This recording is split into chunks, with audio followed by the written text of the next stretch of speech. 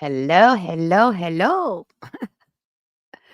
I hope everyone is doing good. Well, good evening, Storm Rush. Sun Honey, it's so good to see you. And Gray Pill Podcast, if you're still here. Oh my gosh, it's good to see you too. It's been such a hot minute. I feel kind of guilty, for like not really being here. But there's a lot to catch up on, so I can't wait to tell you guys everything that's been going on. Let's give it a couple of minutes and let's see if we have any more, crawlers come in. I know it's late. I was having like mic issues. Matter of fact, if you guys can hear me okay, just type a one in chat. If I need to turn up my mic, let me know.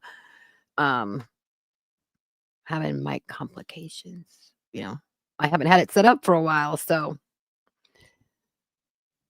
thank you, son, honey. To you too. Does it sound okay? Do I need to turn it up or am I too loud? I could be too loud. I hope not. Oh,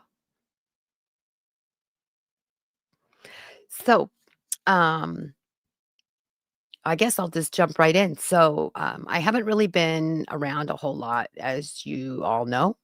Um, so I've been going through some health issues. I'm pretty sure most of you know, or I've brought it up before. Oh, thank you, Storm Rush. That I was having, like cardiovascular issues last August.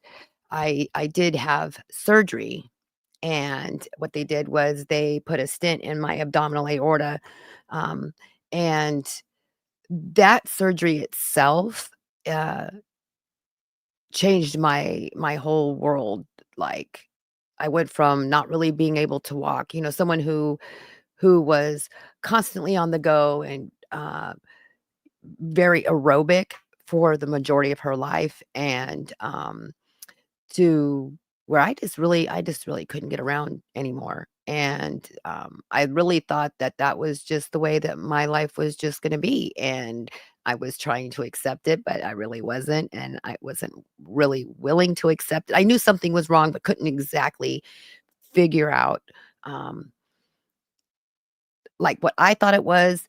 I would see a doctor, they'd be like, "Oh, you're too young for that. It's not that. It's not this, blah, blah, blah." And, to to my sup well, it wasn't to my surprise, but it was to my surgeon's surprise that when he actually went in there to do the surgery, he would realized it was way worse than what he originally thought it was. But at any rate, that surgery went well.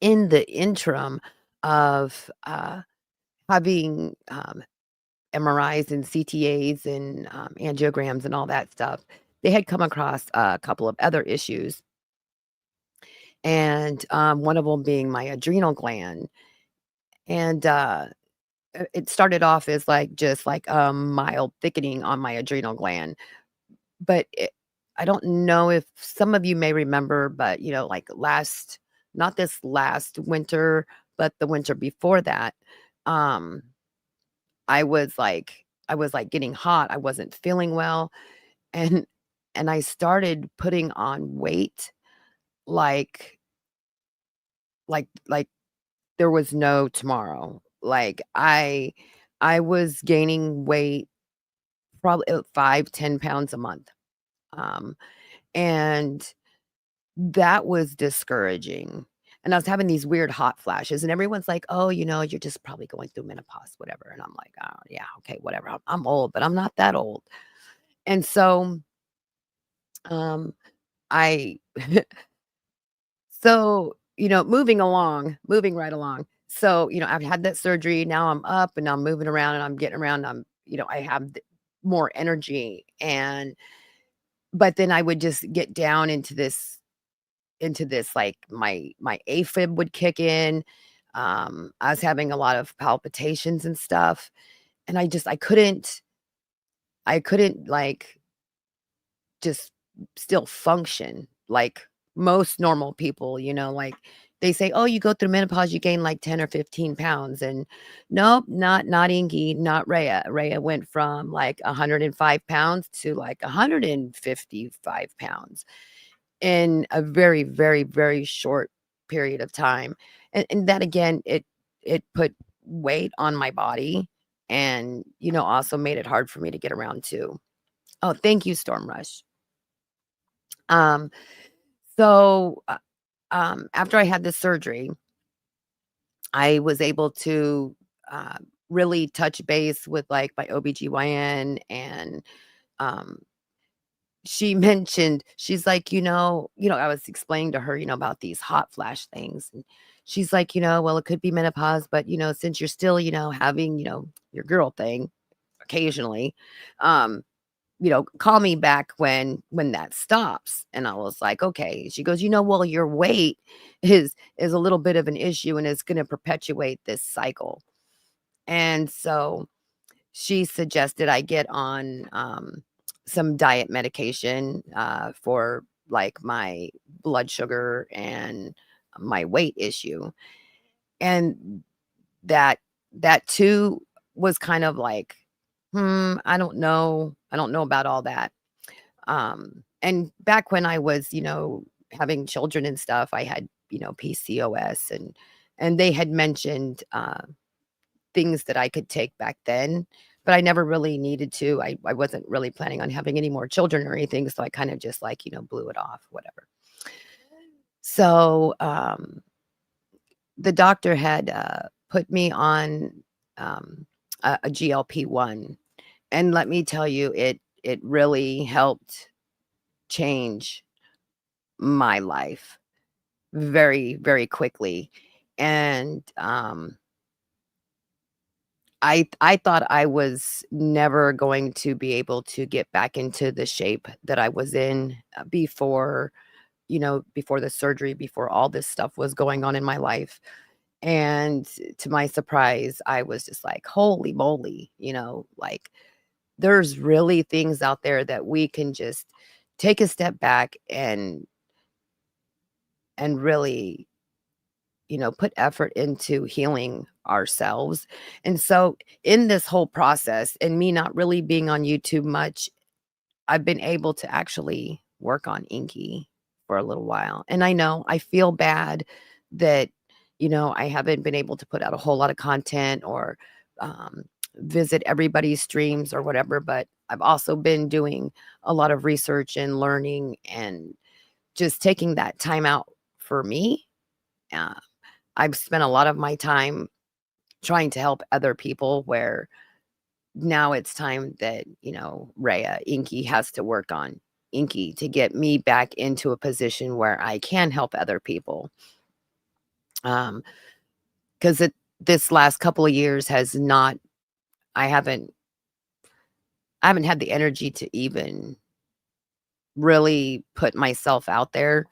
I did get to go to this amazing conference. It was a DV, sex, trafficking conference, and it was it was amazing because they're what I'm trying to get done and, um, with building the homes for domestic violence victims, that need homes that have animals.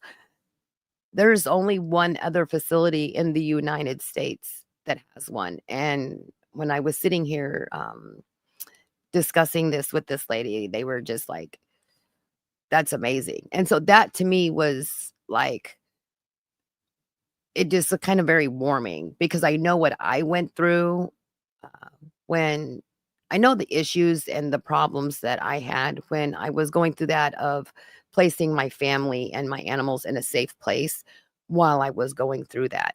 And so when she brought it up that it was so warming to me that I really get to make a difference in the world at some point. I'm still working on it. Sun Honey says, "Your health and wealth, you don't need to."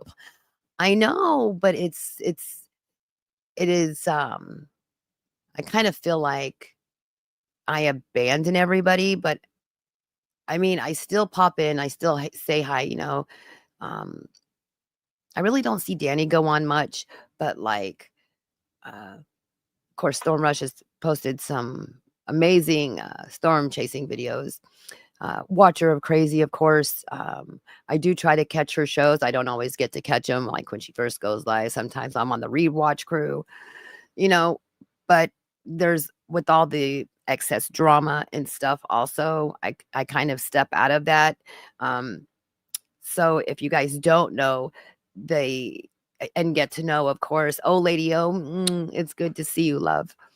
Um, when you have chaos and drama in your life, it causes a hormone chemical called cortisol to build up, in which in turn can really affect your health and your weight. And so we really need to take that time for ourselves, even if you really enjoy those drama channels and you enjoy being part of that drama, or that's even how you make your money. That is all on you.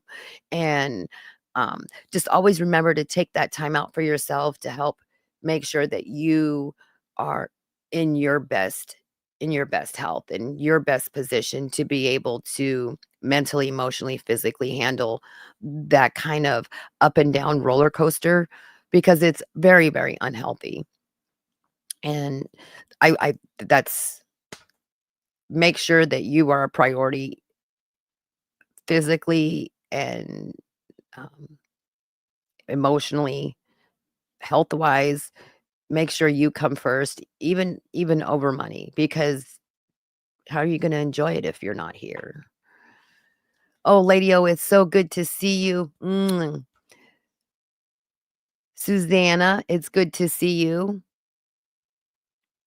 Thank you all for being here. Fast Eddie, mwah. Good to see you, love. Oh, okay, I definitely will. I'll hit him up on Messenger. I was supposed to, get to visit with, G2K over the last month, but, I had a couple of doctor's appointments I had to tend to.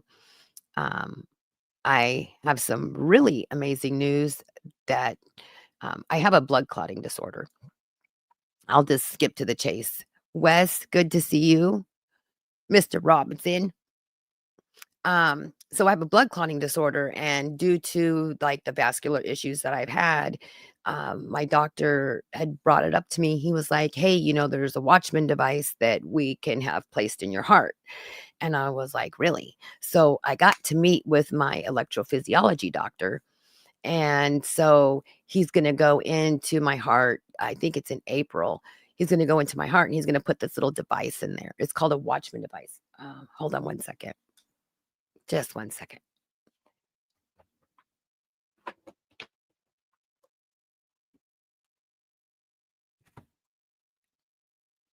I had to grab the paper out.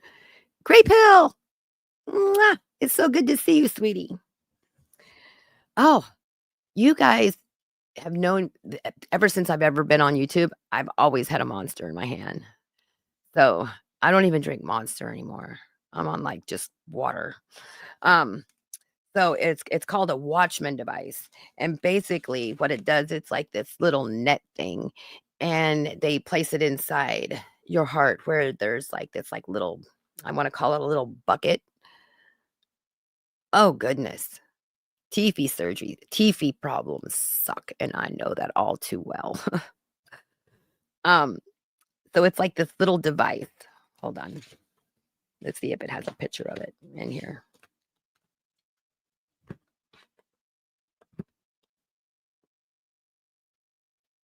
Okay.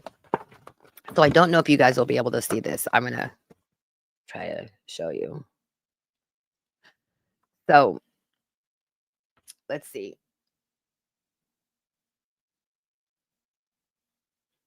So the device is about the size of a quarter. Um, and it goes into that little pocket that's in your heart.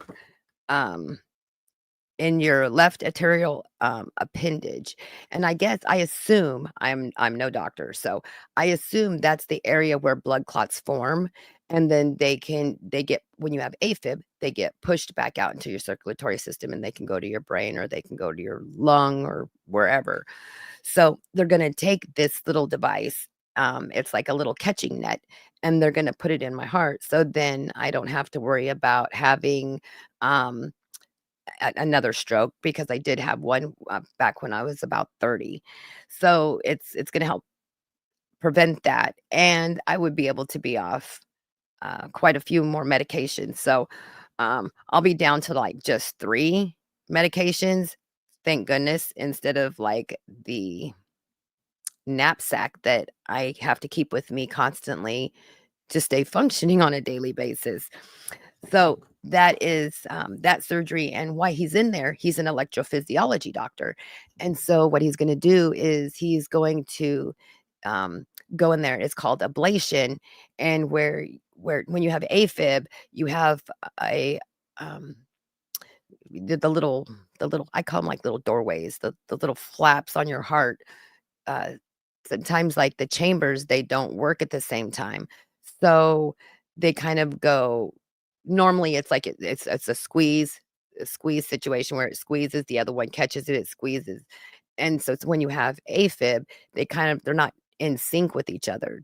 I hope I'm making sense. They're not exactly in sync with each other. So sometimes one will beat and the other one won't.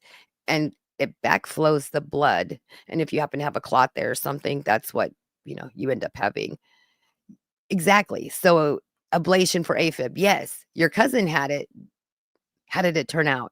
Oh, lady, oh, you should come up on panel with me. Um, I'm kind of nervous about that part and about them sticking a device in there, but if it will prevent any further health issues, that would be amazing.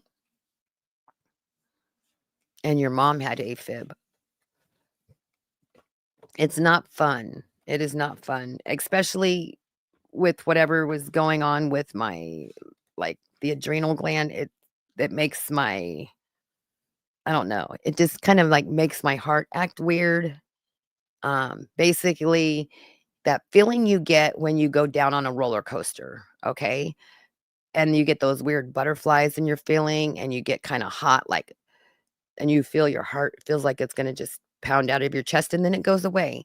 So that it's called fight or flight, and so basically my heart goes through this, like, fight or flight, like, every hour. And so, hopefully these 2 surgeries will help prevent any further medical issues with that department. And, yeah. Me too, Wes, me too. Because I really do miss having that energy and that spunk that I normally would have.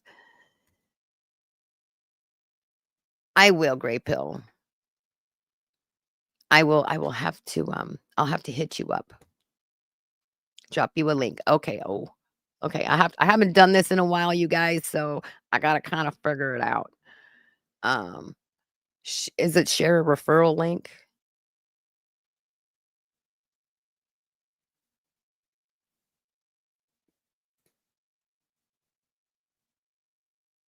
Is that it? I don't think that's it. I don't know, I don't know if I can delete comment. Um, I miss you too, love. Mm. How do I do this? I totally forgot how to do I copy the link? Hold on, you guys. Just 1 second. Give me 1 second. Uh,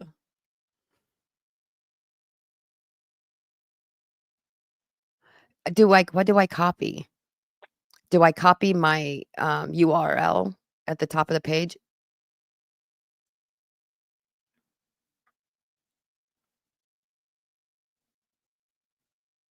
Oh, present or invite? Invite. Copy. Oh my gosh, that's how long it's been. I couldn't remember.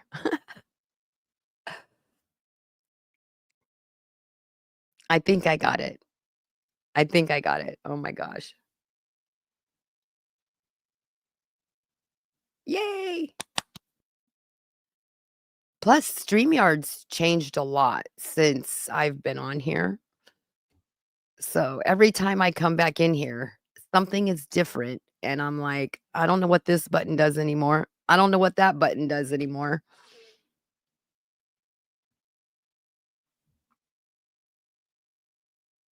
Craziness.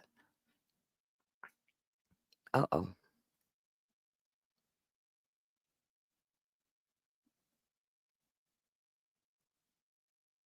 What did I do? I did something. There we go.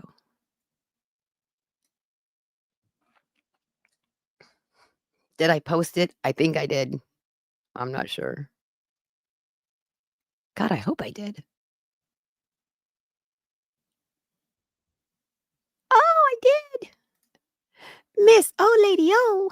Sorry, I need to change my icon or Oh, ma'am, that's whatever you okay. call it. It says That's happy okay. birthday. And you know what? I'm sure it's somebody's birthday somewhere. Hey, happy birthday, whoever you are. It's so good to see you. Same here. I miss Really. seeing your face and hearing your Oh, voice. I miss you too. I get to catch G2K's show every once in a while. Sometimes he'll go on way by the time I'm in bed, and then sometimes he's on like really early, and I'm like, oh my goodness. I know. I've hit and missed him. When I just got back from Phoenix, so I was able to catch him a little bit more than in Texas. So how have Texas. you been? Well, I've been to London to visit the king, no, queen, and and king. No, I haven't. um, um, let's see, June 22nd. I left for a 1 to 2 week trip with my boyfriend to see his doctor, Wow, and it turned into a 3 month trip till death do we part. you got married? Well, I got engaged, and then he passed away. And I just got home. Wait, what? Yeah, I we got there. He thought he had a hernia, and he had gotten news in the beginning of June from Simon Med that he had a tumor on his liver and a lesion on his pancreas, and he needed to have further, testings. And he had gone for a pulmonary report, and that's why he had that um, screening done, or whatever, CAT scan, MRI. I have no idea what it was. Anyway, so we rushed down to Phoenix to see his doctor, and so the doctor ordered an MRI on his abdomen to find out what was going on. And the day he was supposed to go to the MRI, he was in so much pain. I ended up taking him to an emergency room on the 1st of July. And a few days later, we found out he had stage 4 pancreatic cancer. Oh my And goodness, I'm so sorry. so he started, so while he was in there, he started chemo. They gave him 3 months without chemo and maybe a year with chemo. So we started chemo. He got out of the hospital on the 18th and came home. Well, it wasn't home. It was his daughter's place in Phoenix that we were staying at. And because I now live in Texas, and he would go back and forth. He would come stay with me, and then he would go back to his daughters and stuff like that, and live. And most of the times he just lived just there just long enough to go to the doctors that he went to every month. And so he came home, did some in-home care, and then they put him on palliative care, and he went through his second round of chemo 2 weeks later. Then he did his third round of chemo, and before they finished, his belly started swelling like crazy. And so they wheeled him over to the emergency room at the same hospital that we had gone to, um, in Phoenix. And um, they had to put a tube down him to remove the fluids, and said his bowel was blocked somehow, either Oh my twisted or goodness. something. And then the next day, let's see that now we're at in August with all that. And I can't tell you what day because I don't have my calendar. I had to write things down in the calendar to remember stuff. Um, so the doctor came in and said they got the fluid down, but the chemo wasn't working, and they recommended hospice. So that same day, um, that was because we would go in on Wednesdays for chemo. And so that same day, that afternoon, the nurses on the oncology floor were kind of swamped. And so this other nurse had come in to help. And she came in and she started talking, and it turned out she was a hospice nurse. And so she really shared about her company that she worked for. And we really love, and Billy fell in love with her. And so we the next day, Friday, people kept coming in and saying, you know, we hear you want to go to hospice. Which hospice do you want to go to? And they had three different people come in, and he always kept telling them Wings of Hope, Wings of Hope, Wings of Hope. It's not a big company.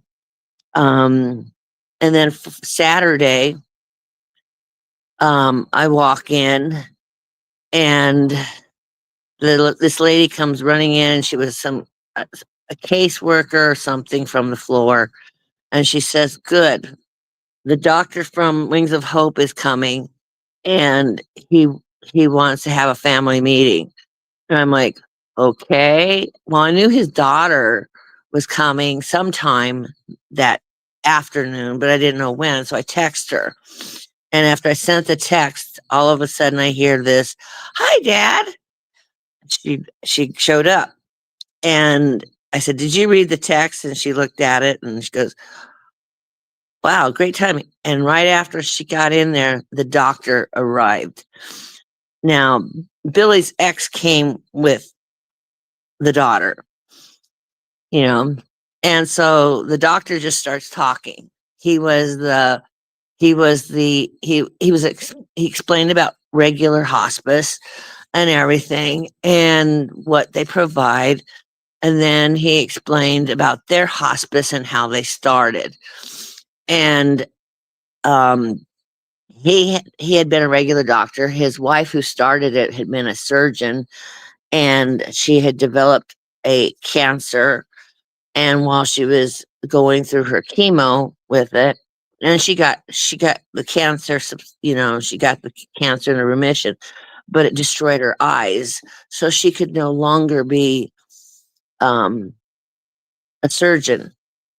So she started this hospice company, and she wanted it to be a company where you weren't just a number, but people in the whole company, their little small company, would know who you were, and you got really good service and and personal service and stuff.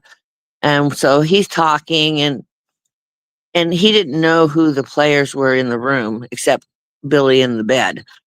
And he started talking, and he goes, "And for your wife," and he points to me. And then he talked, and then he goes, "And for my wife," um, and he pointed to me. And then he pointed to his ex, and he says, "And for your sister," you know. And so meanwhile, Billy goes, "Let me introduce you to my family. This is my ex, this is my long-term girlfriend and my daughter. And his ex goes, "Are you Greek?" And he looked at her and he goes, "No, I'm a Russian Jew." Well, Billy's family were Russian Jews, except Billy just didn't come from Russia. He came via, you know, So across the waters. he is Ashkenazi Jew. Right. And had his red hair and everything. And so, and so he, and he goes, "We don't worry about money. We just believe money will come to us. We don't ask people for money. We just believe that the money will come to us and we provide our services." You know, I mean, yes, Wow. they get some money maybe from Medicare, but it's not that's not what because that's just common.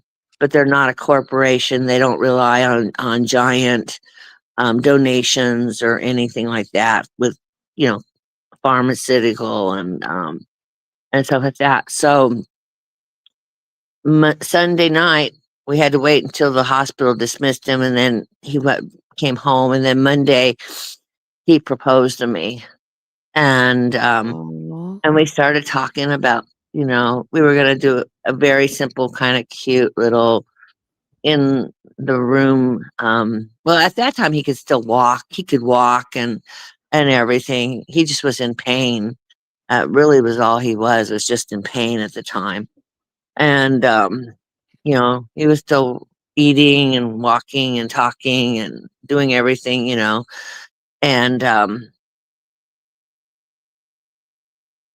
and his daughter hardly ever was home. She was always out and about running around the country. And so I became his 24/7 caregiver. And I I already had been the person who was there every day at the hospital, from the time he went in, texting everybody and calling people and keeping family members and friends up to date and stuff and going without hardly any sleep. And because by the time then because when I came home, I would need to decompress. right. And so it took me a while to decompress.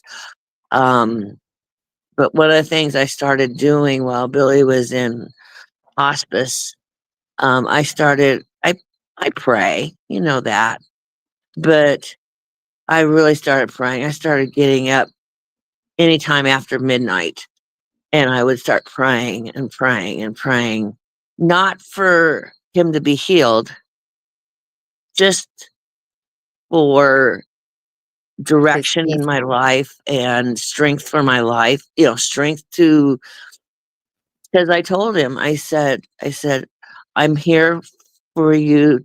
You've been in a marathon. You're at the last part of the marathon, and the last part of a marathon is the hardest part, and your body wants to quit. And you don't want to do the finish line." I said, "Jesus is on one side of you, and I'm on the other side of you." I said, "There'll come a day where my part of the marathon will be over and you and Jesus will cross over the line." And so he did. He just got worse and worse. I got threatened to be kicked to out the curb and sent back to Texas so many times. One day his daughter came home yelling at me and something about she was going to put me on an airplane back to Texas. And I'm sitting there going, "Okay, well, that'll be fun because I don't have a real ID." Wow. And I didn't say anything to her. I just sat there and listened to her. And then she was like, his ex accused me of not feeding him and giving him water and stuff, liquids and stuff. That I did. I couldn't make him. Eat. I mean, he ate when he wanted to, and he drank. He would have. We would have. He would have tea, diet soda, and water on his on his little table at all times. And then it got to a place where I could tell, when he got up to go to the bathroom, that one day I went with him, and I couldn't get him to sit on the toilet. He was trying to sit, but he wasn't over the toilet. And I had to gently help him down to the floor. Thank God his daughter was home. And I had to yell at her to wake up because she's one of the people who's up all night and then sleeps all day when she's home. And probably, I don't know what she does when she's working. Um, and so she got mad at me and says, "You need to get him a full-time nurse." The guy was on Medicare, Medicaid. He had no income, and she was charging us rent. We paid rent for I had to pay rent for August and for September. So And I even also going through everything he's going through, she's still having you pay rent? Uh-huh. Oh, yeah. She made us pay rent while we were there because her electric bill went up. Because, see, when she's not there, she doesn't use her electric bill. But her electric bill went up because we were using her air conditioner. It was summertime in Phoenix. Oh, yeah. Um, and Hot in the hubs of Hades. so between his income and my income and people giving Billy donations, um, we survived. But you know, but because I still had to pay my rent on my place in Texas, Right. and you know, and two two rents out of my thing wouldn't make it. Plus, I had other financial commitments that I had to keep on paying, and same with Billy. Out of his little over $500 a month, he had financial commitments, that he had to do. And and so he was really, by then he was getting weaker. His Billy used to be a drug addict, and he was a manageable. He had gotten down to where he wasn't. He still had pain issues because but he was, not trying to do drugs and stuff like that, and to experience all that garbage and stuff like that go with drugs. But she was accusing him. She came in the room and said, "Well, you must be really happy now because now you really get to do the drugs and everything." And you know, and it was just, it was just, it was like, you know, I almost wanted to shove her out the door. I had a good relationship for the most part, except when she was bringing up all her past hurts towards Billy and everything. Because I've known Billy, and I have been together for a long time. Um, I think it's 14 years, middle of October, and and and then we even knew each other before um he even ever met his ex and stuff like that. We had gone to church together, and I'd cleaned his house, I cleaned his mom's house, I cleaned his grandma's house and everything. And he had asked me out, and then didn't he didn't call me. He no showed. He didn't call me to set up a date. And but I was there till the end. Um it was hard. He would near the end, there was one night I'd had 1 hour of sleep, and because I would try to, I wanted people to come by because I was having to give him medication, um, at different times and everything. And his best friend came by, and when I told him, "Wake me up in an hour that I have to give him meds," and I got up and he left. And I was like, okay. That night, Billy was trying to get out of bed like every 5 minutes. And I would stand in front of him and use my teacher voice. And people ask me, why didn't you yell at him? I go, why should I yell at him? I didn't yell at kids. Why am I going to, I just used my, teacher voice and said, it's my job to keep you safe. It's your job to help me. And I love you too much for you to fall and hurt yourself and be in more pain than you already are. You need to lay down. And he would lay down. But I'm talking every 5 minutes, I was popping up. Once I got bit by him. Wow. Now, And do you think that, maybe his daughter's animosity and stuff is because of what he was going through? She was having a hard time accepting it? I think well, she did make a comment one time. She doesn't like to see her dad sick. And so some of that was that. And some of it is, so I know that part of some of her was that. And um and and she was being, her mom was making comments about how I wasn't taking care of him and I wasn't feeding him and stuff like that. And but and then she kept on, wanting me to get a full-time nurse and stuff like that. And people kept wanting me to put him in a hospice facility. The problem is people don't realize that you they don't necessarily give you your meds on time when you're in a hospice facility. And you also don't have your loved ones around you 24/7. Now his younger daughter, who has had to handle all the stuff for her dad, also has 3 young children, the oldest being 7, and then she's got a 2-year-old and a middle and one in the middle. And she was handling everything, and she had to overcome coming by herself because she was not one to go places by herself. And she did that, but she could only do it like when the other 2 girls were in school.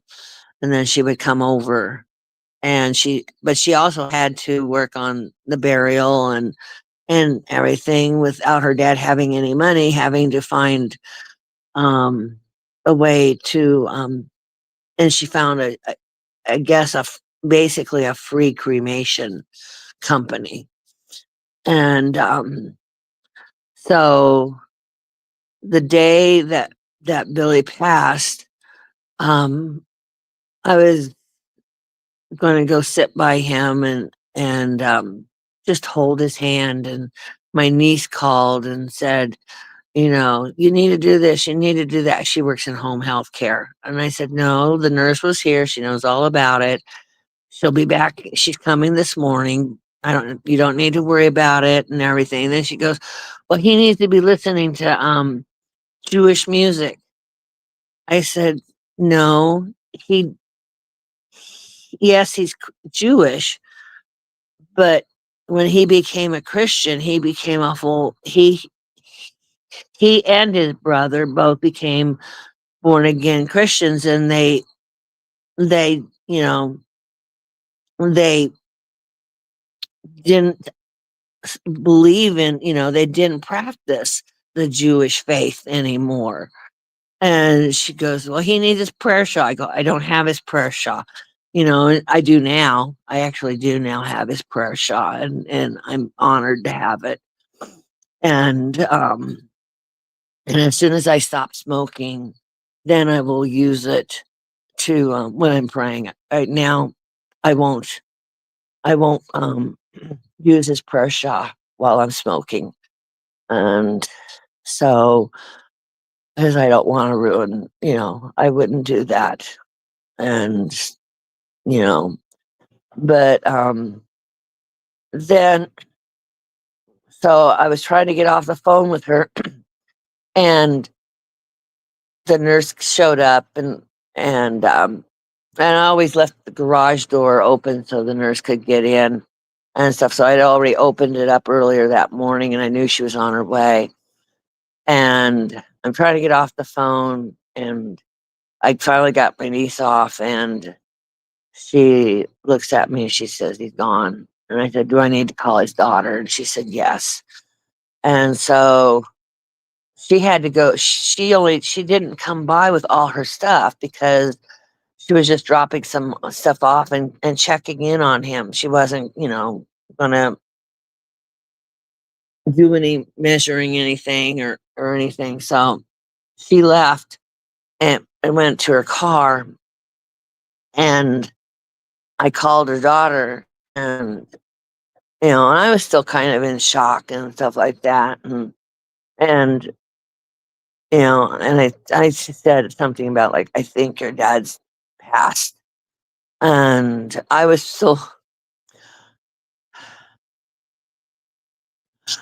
trying to put my hand on his chest and pray, and I could feel a heartbeat. And then then his sister called me and she says, "Why did you call her and tell her you think he might be? You don't do that until you know for sure." And by then the nurse came upstairs and the nurse explained to her that, you know, um, that Billy had passed while I was there. And that she had told me that to call Sarah and she didn't have her stuff, so that's why she wasn't there to be able to talk to Sarah. And then Sarah sent me a text saying she had this form. She goes, I don't think I'm the one that's supposed to be filling this form out. So I started trying to fill out the form. When I didn't have all the answers, I was having to look at the, questions and try to research the answers and text her brother, his brother, text the aunt. I mean, her aunt, his sister, trying to get this. And I'm going through there, and I was getting angry because I was already angry at my niece for what for her timing. And then I was filling out this form, and while I'm filling out this form, they came to get Billy's body and gave me his card and everything, and I had to call Sarah. I said, I'm having trouble filling this form out. And I said, they've already come to get Billy's body. And she goes, oh, it did say if you already filled the form out, you don't have to fill it out, but I don't know if I filled it out or not. I said, well, there was a phone number on the thing. You could have called them. And so I told her the name of the company that came and got his body, which I was so busy trying to fill out the stupid form that I didn't get to even say, I didn't even see them take him. And because we had stairs, they had to end up basically fire carry, how they drape somebody over their shoulder to firemen carry out somebody. And I didn't even get to see him or anything.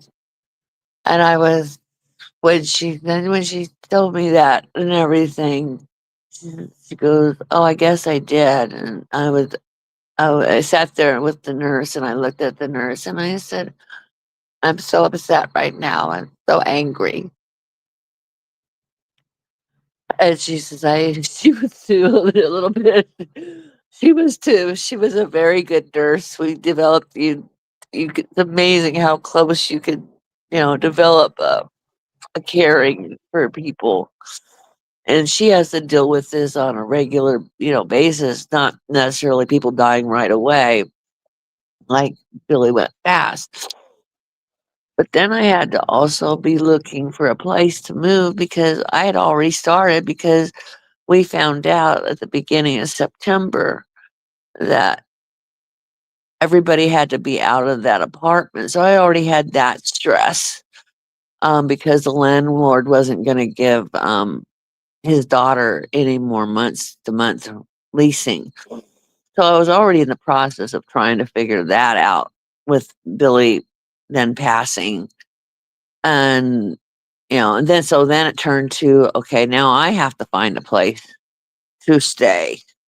And I my sister told me about her sister-in-law was having surgery and that mm, her husband was going to be coming out to help his sister, but he had just had shoulder surgery and he can only do so much and that they would need some help and everything. So I called up the sister-in-law and she said yes, when he so my brother-in-law had to come and help me get my stuff. We had to go up to his daughter, Billy's daughter's house to get the stuff that was for me and put it in his truck and go and get everything. We had to drive all the way to the west side of town where you feel like you're almost to California. And so she was upset because it took us all day. It wasn't. He got lost. She didn't realize her brother got lost before he found my house where I was living and stuff. And then I had to take side roads because my tags on my car expired while I was driving back and forth to the hospital. And I had left my car with Billy and he let the insurance lapse and he was supposed to be making car payments and he didn't. And so I was basically driving a car that wasn't legal to be driving on the roads, which I ended up leaving in Arizona. But I got there and I was tired and she knew I smoked and I had told her I will not smoke in your house. I promise I will not smoke in the house. And I got there and I was really tired and so I laid down in the bathroom I was supposed to be using. She said I couldn't go in there because she wasn't done cleaning in there. So I said okay. So she told me to use the one at the front door. So when I woke up, I would have, and I sometimes I go to the bathroom frequently at night. And she had 9 dogs. And every time I got up to go to the bathroom, the 9 dogs would bark. And then I went outside. It was I woke up once and discovered it was midnight. So I went outside to my car and um, started praying. And yes, I will admit, while I was praying, I was smoking a cigarette. And, so I was out there for several hours. And then I kind of got tired. So I went back in the house and laid down for a while. And then I woke up and I saw that the sun was rising and I wanted to see the sunrise. And I attend an online church service that's in Florida. So you have, it's much earlier in, the timing of what the service would be in Florida is different from, and so I just stayed out there, watched and she came out while I said I told her I was coming out. I just came out to watch the sunrise and, and then I stayed out there for the church service and then I came in and she said she just went off saying it's not going to work. And all you can all she says, be honest, you didn't go out there to pray, you didn't go out there to watch the sunrise, you went out there to have a cigarette. And I said, well, I'm not going to deny that I didn't smoke while I was out there because I told you I wasn't going to smoke inside your house. And she said, well, you could have prayed in your room and you could have, well, no, because I didn't want to disturb her, you know, and I I didn't, and yeah, I wanted, when I saw the sun was rising, she lived in a place where you could really see the sunrise very nicely from the ground up. Most places you have buildings. And so um we ended up trying to talk to her, trying to see if we could come to some, and she goes, "It's not gonna work."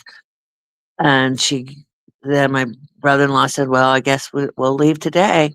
And she says, "Oh," she said, "I thought you came to help me." And he goes, "Well, her husband passed away, and I'm her ride, so I'll be leaving." So I felt bad. I felt broke my heart, and because that's not what I wanted. I didn't go there to cause problems for anybody. But my brother-in-law and I drove back to Texas. We had to stay the night in Gallup, and then we headed on and got here. When I got here, I was thinking, I get to come home.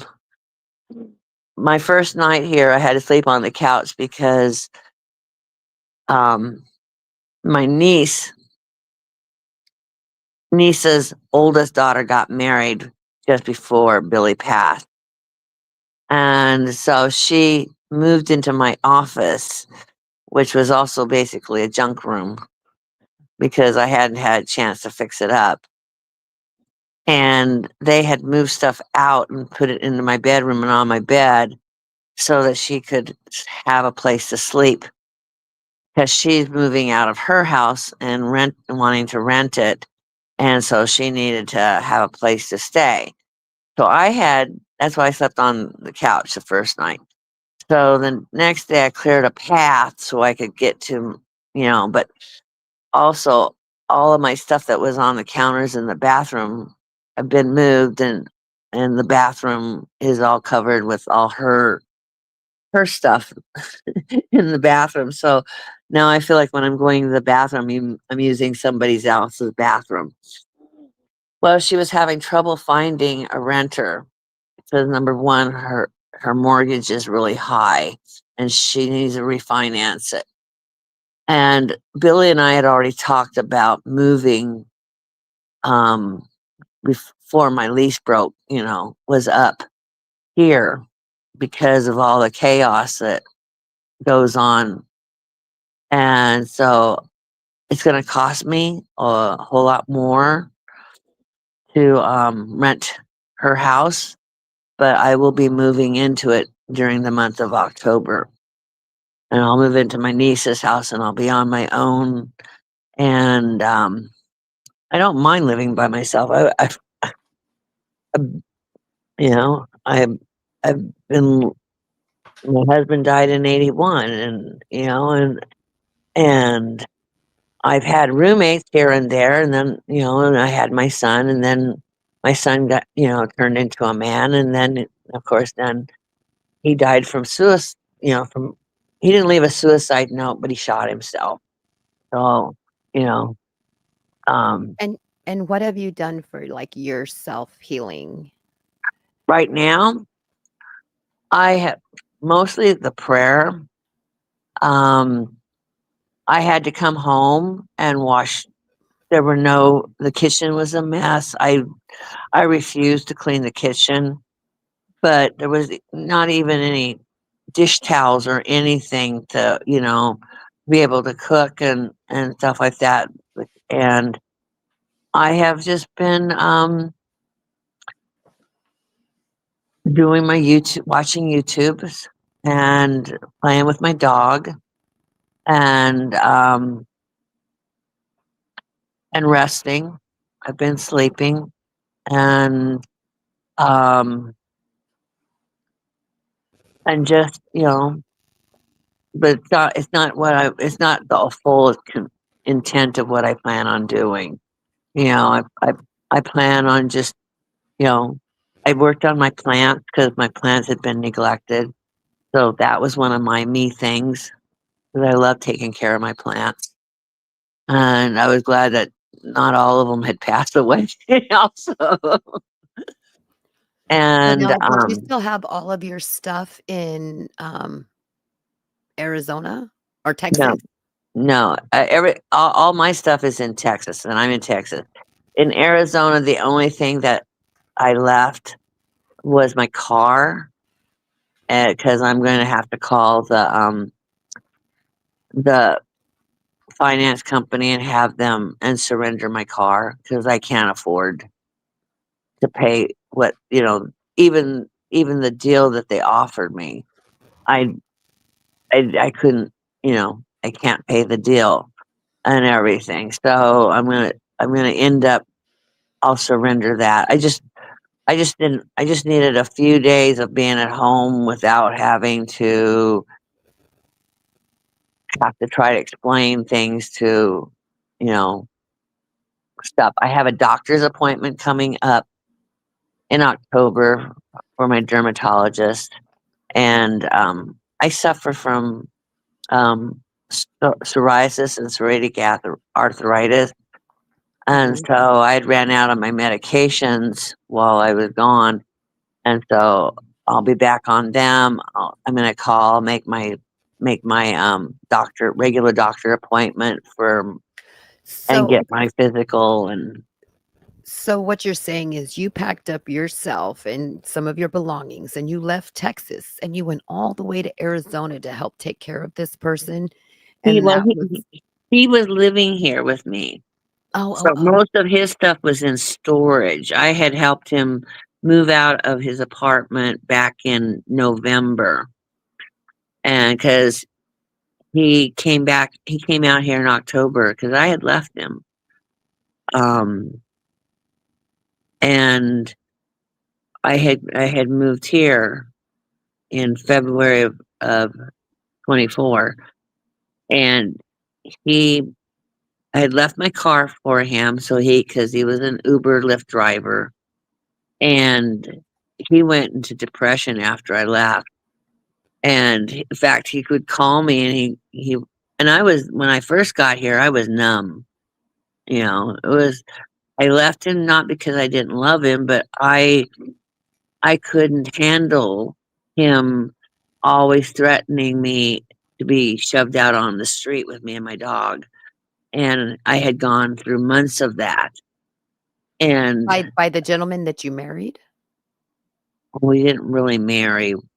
Oh, He asked me to marry him and everything. But he was dying too. But it wasn't I didn't do it because I did love him, you know.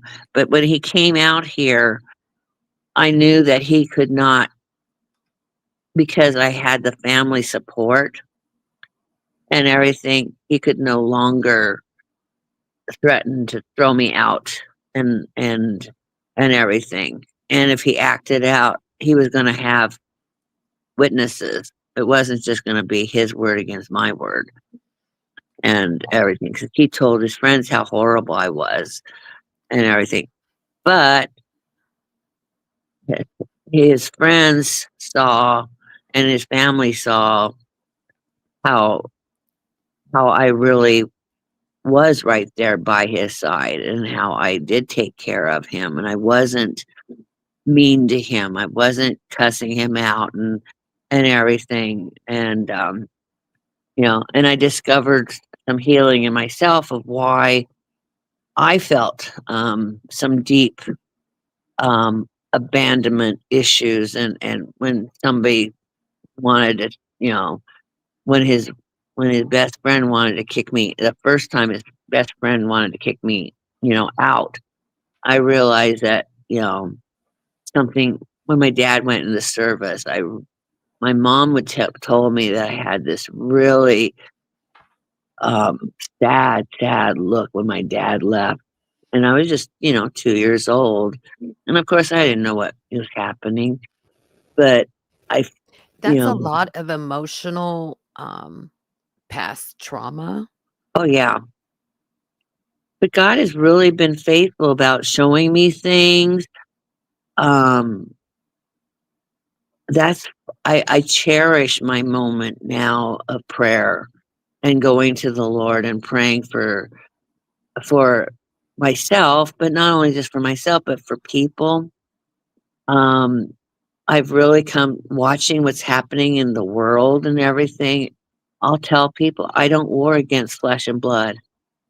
You know, we were all, um, we everybody's flesh and blood. We were all knitted in our mother's womb by God. We were all. We were never supposed to be having. It's the principalities and the rulers in the air that are causing, that because of our sinfulness areas that we act out and we see the stuff, but it's because all those things out there trying to stir up people, um, and even and I'll be honest, it's Christians and non-Christians. It's not just it's not it's not you know it's because nobody's perfect except God. We're just not Right. perfect.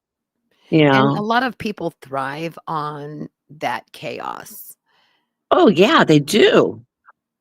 There's sick people out there. I mean, they want to live in chaos all the time. And I'm one of these people. I'm not.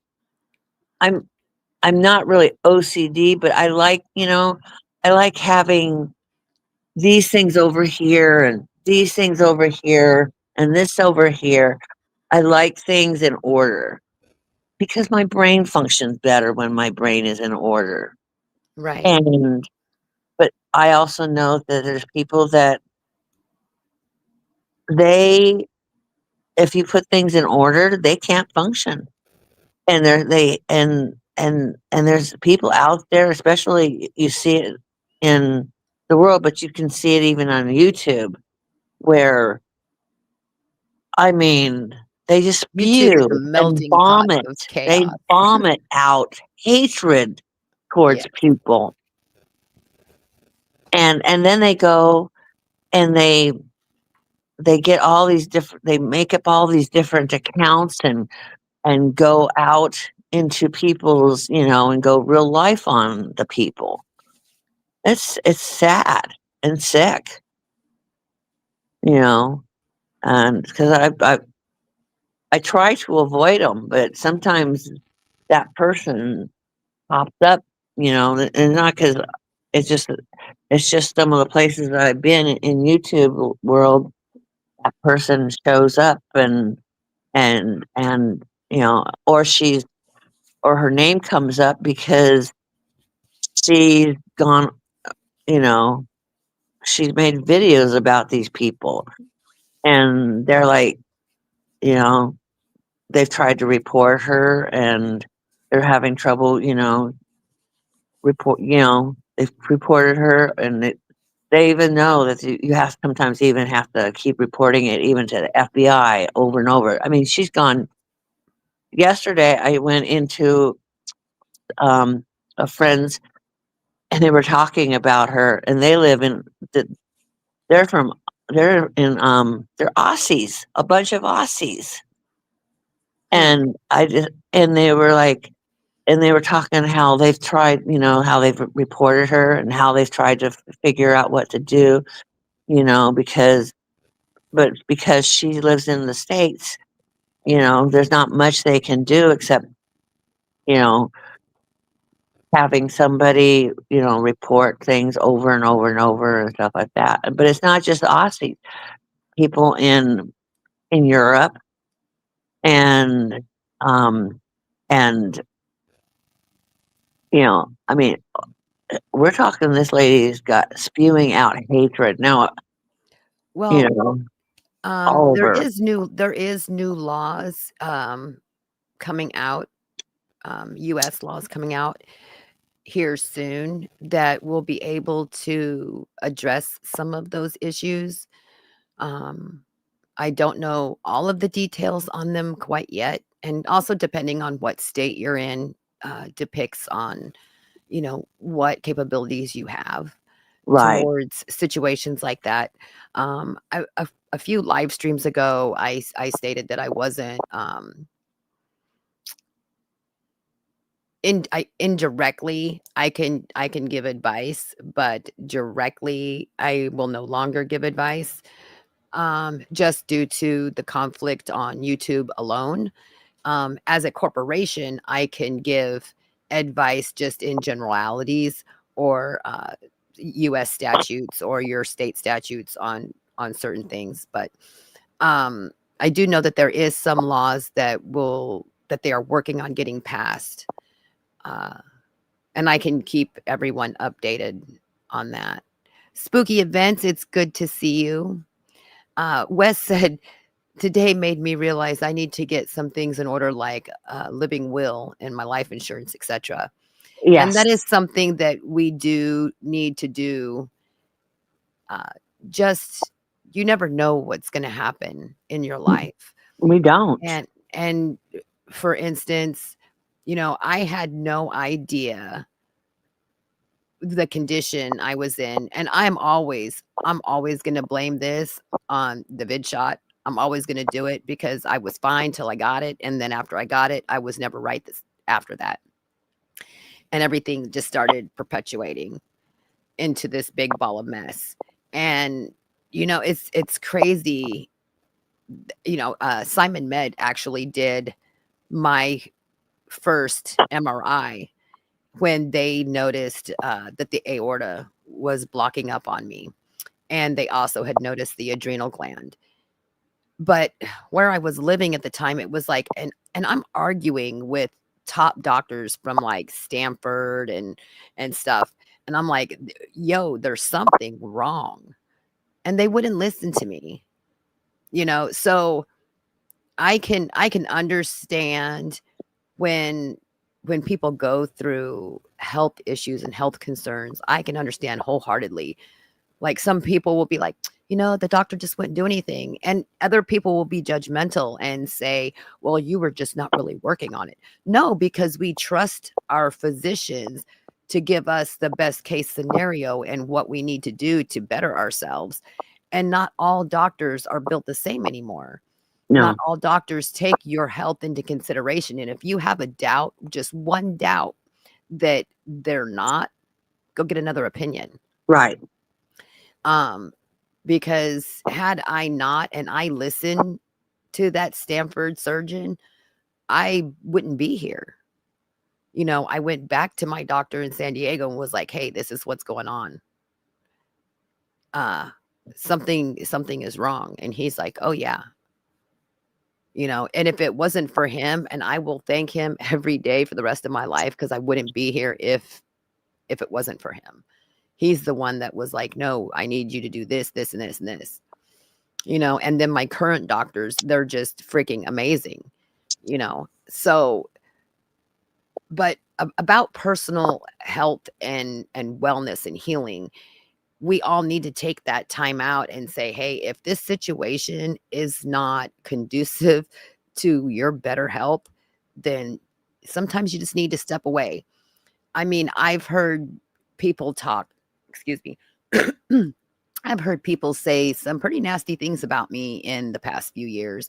And I'm like, I've never really bashed anybody. I've never jumped on my stream and just sat there and had a bashing fest. No, And yep, I don't intend to. They can say what they want. I know who I am, and I don't want to be bothered with it. And that's where I had to separate myself from that chaos. And I would suggest that to anybody. If there is chaos, that chaos, it's surrounding you because they're jealous of you. They're Whether it be your financial standing, your personality, your looks, anything. It could be anything that someone else is just they're just jealous. Or they could just be a chaos creator, and we know quite a few of those on YouTube, a chaos creator that likes to go real life. And those type of people are just not happy with themselves. They're just not happy at all. Ghost Walk says some people are just mean spirited. I agree 1,000%. Oh, yeah. You know, there's just some really mean-spirited people, and you have to protect your spirit, your health, everything Mhm. Oh, from yeah. that type, you know? Um, there's very, very few people that I talk to from YouTube in real life, and it's 3. 3. G2K is 1. And so, you know, I have to be selective of what I invite into my personal space. Just like I would say that to anybody out there. Be careful what you invite into your personal space because those people can affect your health in the long run, you know. And I'm so sorry to hear about what you've been through. Um, there there's I know that there is like groups like on Facebook and stuff like that you can join that can help you, you know, just regroup. Well, that hospice, the one that we were with, I can call them and talk to a chaplain anytime I want to. They're going to send me a newsletter, um, That's amazing. all the time. They do have what so I just was letting everything kind of settle down before I even contact the nurse. And, I've told her thank you, but I just, that I want to just let her, know I really, really did appreciate all she did. And she was my support team because every time, when people, you know, were saying things about me and what I was doing and how she goes, have they ever seen anybody go through cancer? Do they know? Have they ever had stage 4 pancreatic cancer? Very And painful. even it's very painful. When I got home, my niece that works in home care, she says, he's had it for a long time. And I said, I know. He's been suffering from it for a long time. She said, I thought he was just, seeking drugs. And I said, no, he wasn't. He was in pain. He was in deep pain. We just didn't know how bad the pain was. Right. And, The the crazy thing is the DEA has cut down so tightly on pharmaceutical use mhm. that those that are truly in need of pain relief, of, you know, like people that are going through cancer treatments, etc., um, like they can't even get help really anymore. You have to really get help if you have that kind of pain, is to go into hospice. And hospice isn't necessarily meaning you're on your very last breath. You know, my nurse told me a story about one guy she had. He went to work and then she would come by and see him after work. And then it came to a day where he no longer could work and stuff like that. But he said could still get around and they did all this stuff. And she said, people don't realize, um, what that hospice allows the person to keep on living. If you go into a hospital bed, you're stuck in that hospital bed and your body, especially the older you are, your body starts just because you're not using your muscles and stuff like that, and you're just laying around. Right. And You get atrophy, you get you get muscle at atrophy. yeah, you do, and then you have all those contagions that are in the hospitals, as well as they try to keep, it clean. They're still there. You can You do know, much better in your own home I was and stuff. just gonna s I was just gonna say, I was lucky enough to be able to be at home. As sick as I was, like, I would still on my good days, like, so for instance, like, because, you know, my YouTube family isn't in home with me, um, so I would go through, you know, 3, 4 days bedridden, and barely be able to, make it to the restroom kinda thing. Not saying I brought it on myself, I'm just saying, like, it was a struggle for me to get up and get to because I was getting atrophy from the lack of blood flow to my lower appendages, Right. and then I would have my good days, and I would be, like, running around like a chicken with her head cut off. Well, like, when I went into surgery, we're like, how was I walking around with, like, 100% blockage in my lower appendages, you know? But I didn't really notice the atrophy in my legs um, till I, started losing weight and seeing how tiny my little legs were, you know?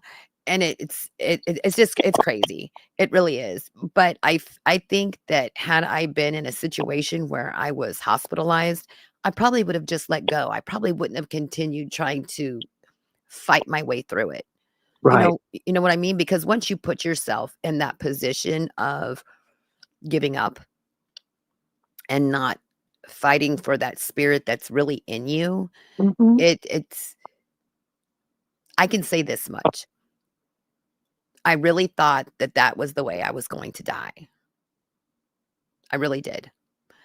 I thought that, I was gonna be in a wheelchair. I thought I wasn't going to be able to walk anymore, end up on in a diaper and a colostomy bag, you know what I mean? Because I Right. wasn't able to move, and I felt like nobody was listening, and, I am so grateful for the family I have around me that has been supportive, and they're just like, "Nope, you got this, we'll just take you to the doctor appointment, get this figured out," and it was just like one appointment after another appointment, and finally, I was just like, "Oh my god, someone's finally listening," you know?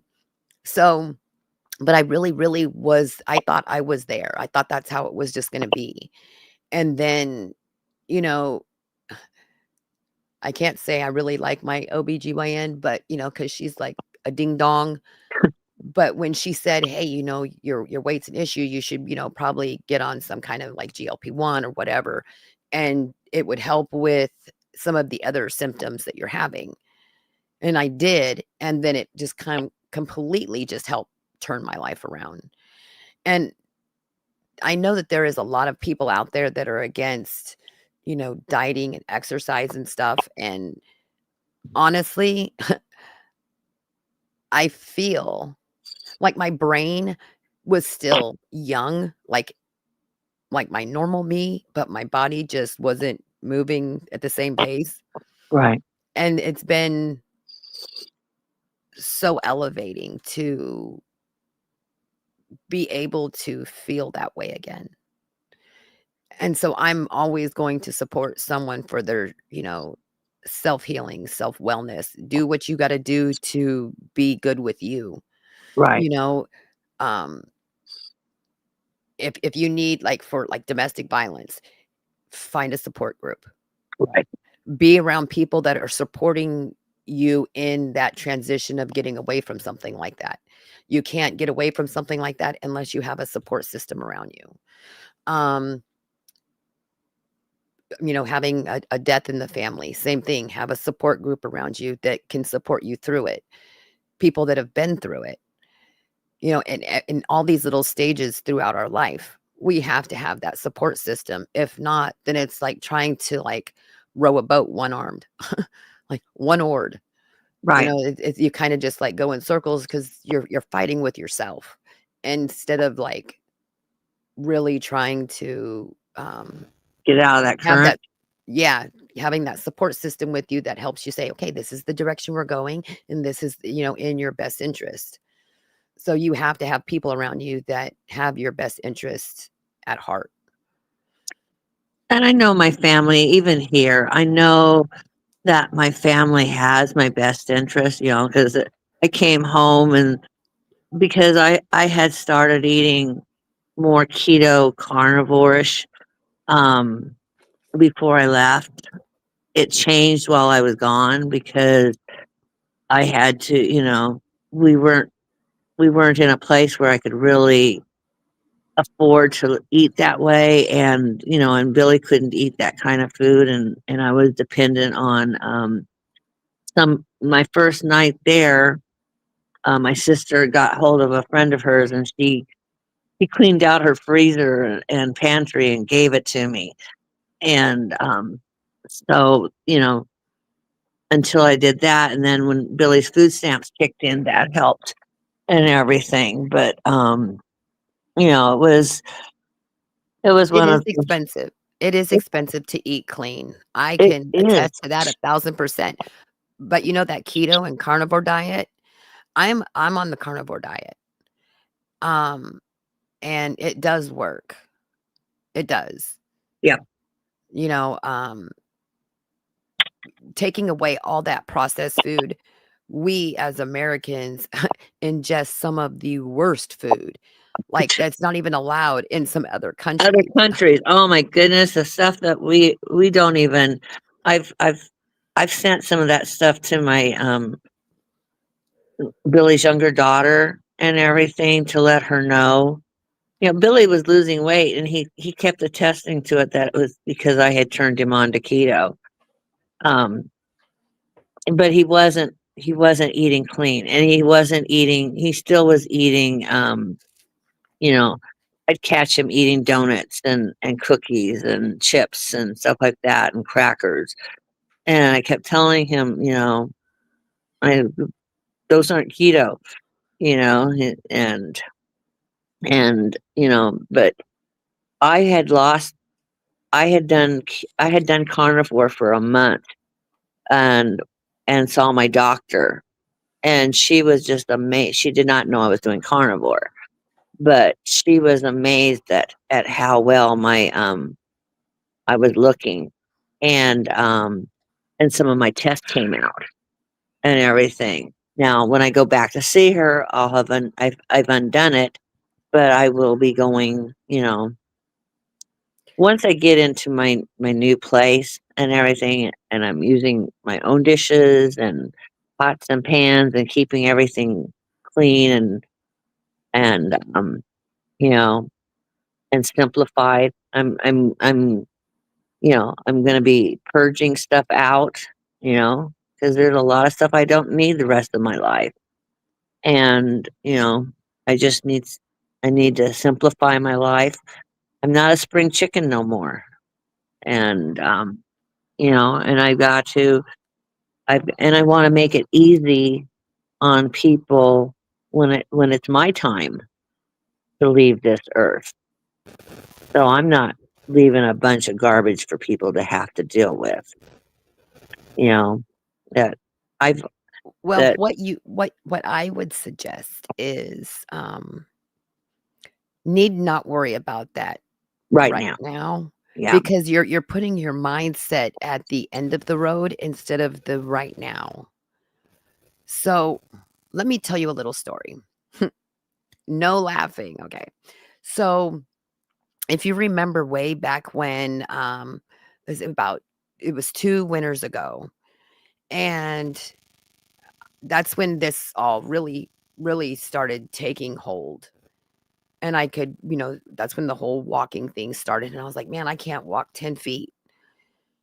My lungs had collapsed. So when I first got that first MRI back, my lungs had collapsed. I had a thickening on my adrenal gland, a thickening in my, descending colon, and, the aorta, right?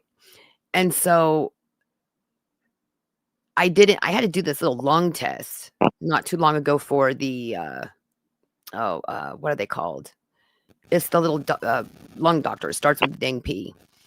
Um, and, you know, they were testing me for, like, sleep apnea.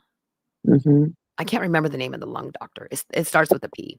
Pulmonary. Um, yeah, that's it, a pulmonologist. Right. Okay, and so, when when I, after I got the surgery, I was like, "It's summertime. I would really like to, get the pool up and running."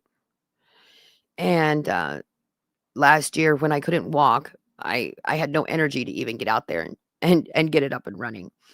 And so this year I was like, "No, I want it up and running." And I started swimming, and I couldn't swim 20 feet without feeling winded. 20 feet. And I'll say this, the more you think about working on yourself like you did when you were on your carnivore diet, it will take you mentally back to where you were. You don't have to wait on somebody else. Take that initiative and be like, "You know what? I'm gonna start this tomorrow." The only thing holding us back from bettering ourselves is ourselves. That's It's not true. really the people around us. If they're not on the boat with you, they're gonna be the ones that are like, "Damn, old lady O's looking good. Maybe I should try that." You know what I mean? Right. So, e let them sit there and, like, I guess, think of it like this.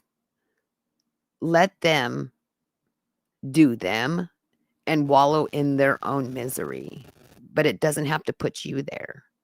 You do you and make the best of you, because you know you've done it before and you can do it again. Right. You know what I mean? Like, now I can just go back and forth in the pool. It took me 2 weeks, and I was like, "Oh my gosh, I can hold my breath for 20 feet." You know, "Oh my gosh, I can hold my breath for almost 40 feet."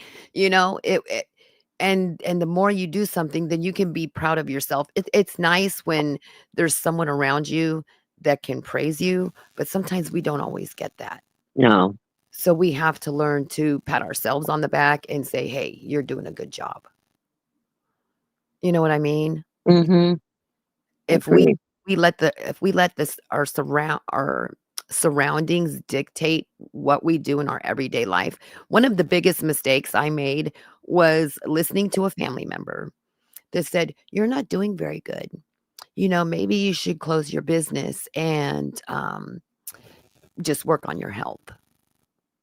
Now, granted, in some aspects, yeah, maybe she was right, but in another aspect, I let someone else have a little bit of control, and even though it was against my better judgment, you know what I mean? And I think I went if I would have stayed in the position I was in, I would have still had people surrounding me that cared about me, and I probably would have got a lot of better healthcare, um, instead of moving away from the cardiologist that I had. It Right. would have been dealt with a lot sooner, and I wouldn't have been in the position to the point that I was. You know what I mean? Mhm. So, sometimes we let other people influence, um, what we're doing at that time or how we feel about something, and we make those mistakes, and we learn from them, you know? But if I was you and you already know what that diet is like and how it makes you feel and how you felt about yourself, then do it. Like, we took my cholesterol from well over 200 down to 22, 23. And so many people think that if you eat red meat, you're going to die. No, not necessarily. It also Mhm. depends on your blood type. Well, So, it does, yes. it has a lot to do with your blood type, your family history, if you're a smoker, non-smoker, etcetera.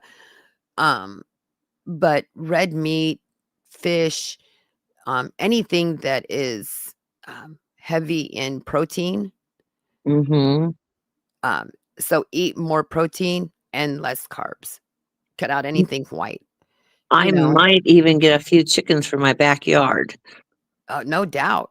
But I have a nice big backyard and everything, and so I may be getting some chickens for my backyard.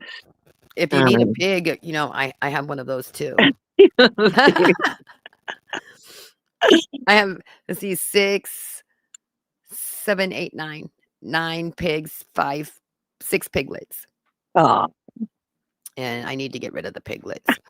But, I'm thinking about just sending all the big ones to slaughter and just handing them out for Christmas. "Here's you a half a pig for Christmas."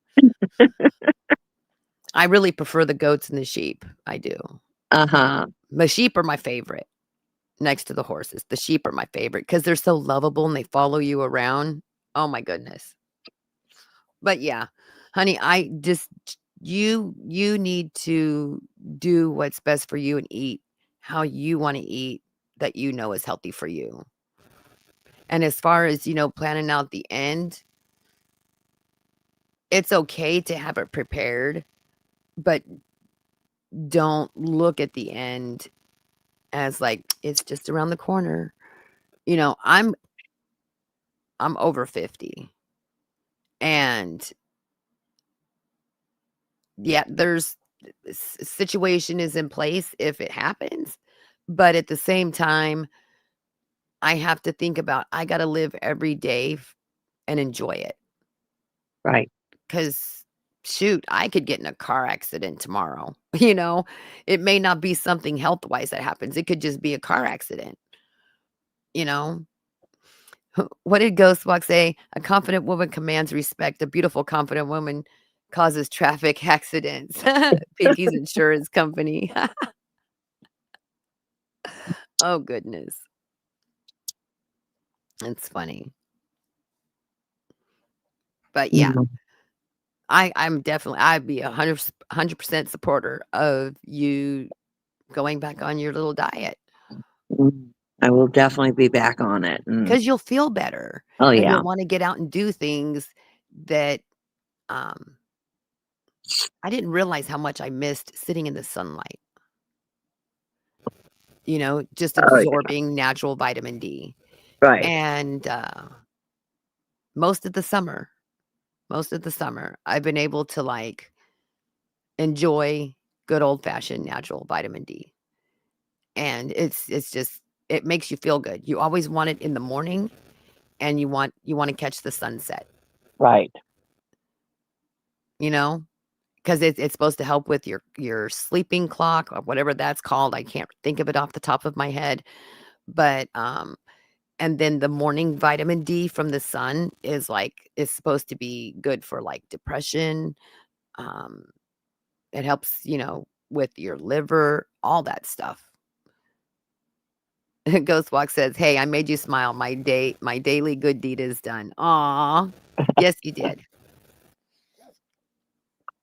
So, and I normally I talk about a lot of, like, true crime or domestic violence, stuff, but I think that I'm also going to add a little bit of, like, this self-help and healing and things that I've done to, to better me, and if anybody wants advice or, um, something that maybe like I stopped drinking Monster. I was a huge Monster freak. I went from drinking coffee to Monster. And I completely cut Monster out of my diet. Um, Occasionally, I'll have, like, a couple of ounces of a soda, like, maybe once a week, but, like, no sugar, Right. none of that stuff, and I for 90% of the time, I feel good, except for, like, the first couple of days of injection day, not so good, but it's just kind of like, eh. 'Cause it's just the way it changes the way you feel on your stomach. Right. But, um, but on the good end is that throughout this process, I've been able to get off my statin, my blood thinners, and things like that. So I'm down to 2 injections, 1 biweekly, 1 weekly, and an aspirin. That's good. Going from a whole I felt like how you have those cute little grandmas that have, like, 50 bottles in their purse? Yeah, that was me, most definitely, Yep. and I always told myself I didn't wanna be that person, you know? But you didn't know how to get out of that being that person, right? No, I didn't. I did not, and I was listening to doctors that weren't listening to me, and then it would cause that cortisol level to go up, the stress level to go up, because I'm like, "They can't be right." You know? And come to find out, you get second, third opinion, and they no, they weren't right, and finally found some that were. So, and you and, G2K have always been really supportive. He's always like, "If something's going on, give me a call." And I felt really bad. I had to message him, and I'm like, "Inky's just not feeling right now." So, you know, Go says, "Hardest thing I've ever had to learn was that in order to love someone else, you have to love yourself first. It's an old expression, but it's very true. So It look is after true. yourself Yep, first." you do. You cannot love other people unless you love yourself. We don't have if we don't love ourselves, we don't really understand love, you know? Oh, you boys are so silly. That's uh, Wes, you're gonna get spanking. Never uh, mind, he might enjoy the spanking. yeah, you just might, you know. Have you heard of CoQ10? Yes, I have. Do you take it? I have in the past, I haven't recently, but I know I need to get some. It doesn't taste that yummy, but it doesn't taste that bad. So when I went to Costco, I got a bottle of CoQ10, um, and I take a B vitamin, um, and some biotin. And I tell you what, it kinda makes you feel like a little bit of a spring chicken, just for a little bit. It does. The first time I took it, I was so jittery. I was like, "Oh my gosh, it feels like I drank 50 cups of coffee." It does. But they say, like, the CoQ10 is, like, good for people that are on statins, and, it's really good for your cardiovascular system, especially if you're eating a lot of meat. So, even though just stay away from processed stuff. Anything Right, processed. right, Ugh, right. it is so bad for you. Um, and I've always been a fairly clean eater, but remember how you said you were living with people that didn't eat clean?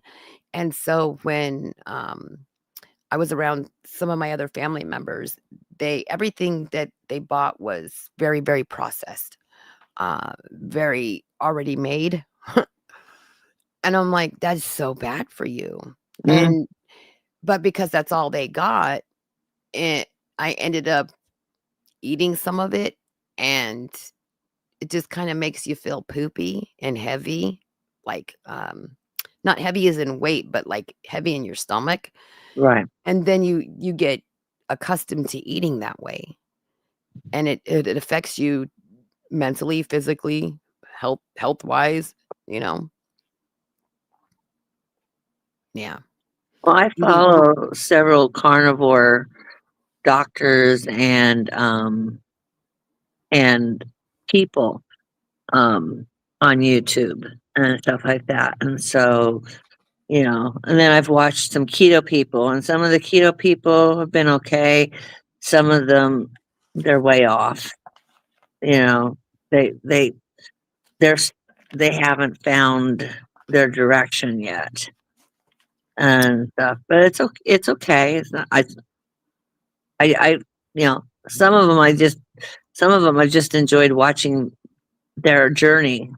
I don't comment about their journey or anything. I just enjoy watching their journey, even though sometimes I want to say, "Well, you need to do that." No, yeah, you want to kind do of you do you add happen to your two watch The cents. Countess? No, I have never watched The Countess. Oh, you gotta watch her. She did the keto diet.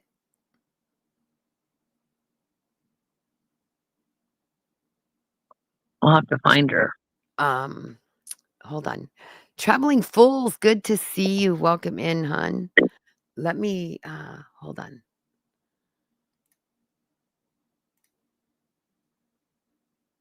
Let's see. I'll drop her link in the chat. Um, yeah, it's called The Countess of Shopping. The Countess of Shopping. Yes, and she used to do, it's good to see you too, hun. She did the keto diet and the carnivore diet, and she does a lot of, like, Amazon, really good channel. Hold on, let me grab her link. I watch a lot of her because she's on her GLP-1 journey, and, I learned quite a bit from her watching her channel, and it's amazing. If anyone has any doubts about it, I'll tell you this much, it has been a life changer for me. Um, I was very skeptical when I started, and, not so much anymore. I'm a full-blown believer they are going to change the way, they look at w that we look at weight. Um, how do I share her channel? Let's see.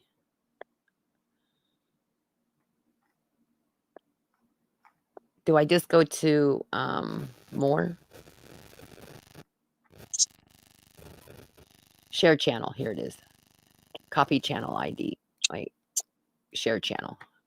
Copy. I'm gonna put it in chat. Here it is. She's great. She's fun to listen to. She's high energy, and a plethora of information.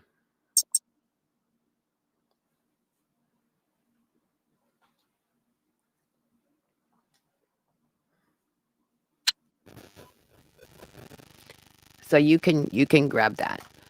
Okay. Tells you about all kinds of like nice little healthy snacks and clean eating and all that good stuff. And if you go back to her older videos about the carnivore and keto diet,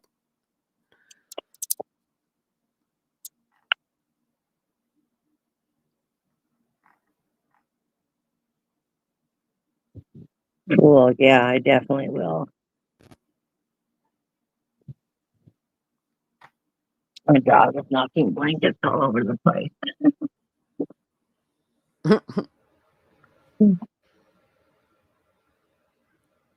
He's so would you? happy I'm home. I bet. I'm happy I'm home too with him. So, how's the weather been? Well, Texas is a big state, so I I know mean, it's I a don't big know if it's set. north, south, east, west. Um, this summer, South Texas had some pretty severe weather. It's well, having left Phoenix, which was very, very hot, and then to come here, um, I will, I'm wearing my sweater. It's cold as And blazes right now. it's cold. It it was so nice, wasn't it? It was, like, nice, it was in, like, high 90s, you know, it was perfect weather outside, you could sit out in the sun, get a little bit of, nice vitamin D, and now it's like, brr. You know what? It's supposed to warm back up, though. It is supposed so, to warm back up until, like, the 1st week of November, so I'm looking forward to that. but it's just because I came out of the hundreds and then I'm here and it's like okay, I wasn't So I wasn't so ho prepared quite. so do you prefer the Arizona dry heat over the more humid heat? No, I actually like um the weather here and stuff like that. I mean, when I was younger, I could handle the hot, dry heat. But as I've gotten older, it's much harder to. Hmm, And so it was like, wow, this summer it was for me it was really hot. And I've been there when they've had the breaking records of 100 and 122 before. right. And but um no, last summer I here I really, this summer I missed, but last summer, I just enjoyed my summer so much and was so funny because I would hear everybody saying how hot it was, and I would just laugh. I'd go, "It is not hot." You know?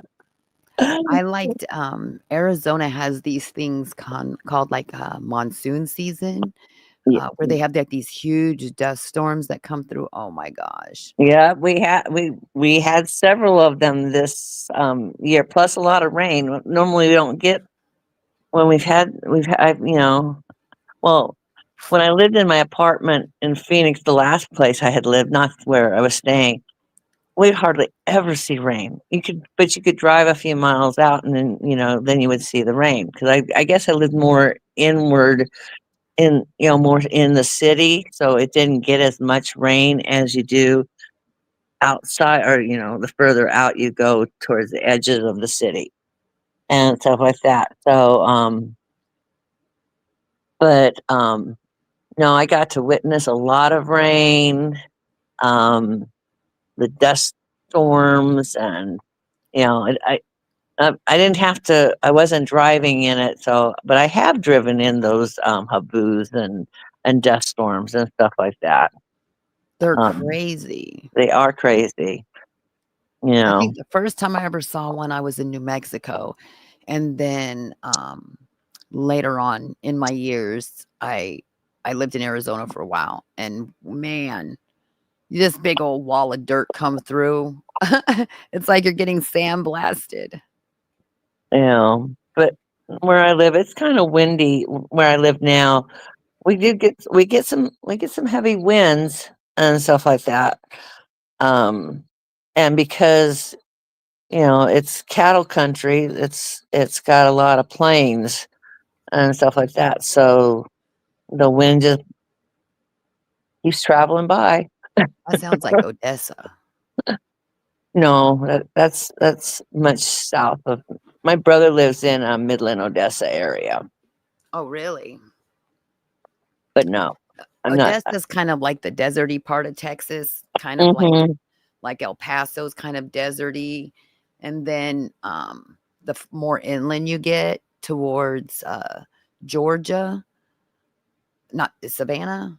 Shreveport, Louisiana. It's Oh, Louisiana. okay, The yeah. closer you get to Louisiana, then it gets more humid, more humid. Oh my goodness, I drove there on my way to Florida. Woo, doggy. I got it was probably maybe 20 miles from the border, and all of a sudden it was just humid. And I was like, "Ooh, you could, like, eat it. You could, like, cut it." Well, well, Florida is like that. I remember traveling to Florida when I was married, and the minute they opened up the airline door, you just felt the humidity go Yep. inside, and it was like, oh my goodness, Uh, plants love that. I wasn't a plant. it's great for your hair, It is. Texas, you probably love Texas because it's really, really it's still humid. It's just not as dry as, it's Right, not as and it's good humid for my as skin Louisiana, too. and it's not as dry as Arizona or New Mexico, but it's so good for your hair. Your hair gets all nice. You get out in the desert, and then it gets all dry. Oh yeah. No, the sun is good for my skin from in Phoenix, but it it, it but it's but my skin is really always dry. I mean, I'm always putting stuff on my skin, and it just absorbs here. Now I can my skin. Um, I'm still putting stuff on my skin and everything, but it's not. I don't have to do it as frequently, Yeah, and I can feel just being here without even it has totally been absolutely different, and it feels so good, and you know I bet. it does. It feels good, and I just I my wind chimes get to blow a little bit more frequent than they did, in Phoenix and Well, you get everything. more That's Hey, you get more exciting weather there too. Come on, we get severe snow, thunderstorms, all kinds of cool stuff. snow. Hey, there was one time, um, the alarms went off for tornadoes and everything. And the funny thing is that the day, because Texas had a lot of tornadoes um, this last year, and my niece is like, "No, we don't ever get tornadoes here," and we had a tornado warning and everything. And I had, and you could hear the alarm. Some of the people went into their closets, and some of the kids in the neighborhood were saying they've sat in their closets for a long time and stuff like that. And I was watching my nieces, and I fixed up an area for us to go, and I was ready to carry them in just a few minutes, and stuff like that. And then because the tornado it wasn't it wasn't right in our neighborhood, but it was still close enough that I had to laugh because my niece had tried to tell me, "Oh, we don't ever get any tornadoes," and that the alarms were going off. It wasn't for our county, but it sets off our county. Wow. I love weather. I do. Oh, I love it. That'd be me driving down the highway going, "Where's it going? Where's it going? I gotta follow it. Gotta take pictures." I've seen some of the oh, most beautiful clouds. Oh my gosh. I grew up on the West Coast, and we didn't get to see the crazy weather. no, So, as I've traveled around the country and the world, I'm like, I've got to see some of the most beautiful cloud formations, mesostorm formations. Oh my gosh. It's beautiful. TPR. How are you? Hello. Oh, I haven't seen you for so long, TPR. How I are know. you? I've been super busy. I'm good. It's I good to know. see I you need to girls. learn. I need to learn TPR. Yeah, I'm a bad girl. I actually had somebody impersonating me and just randomly attacking people. He had like copied my logo and stuff, and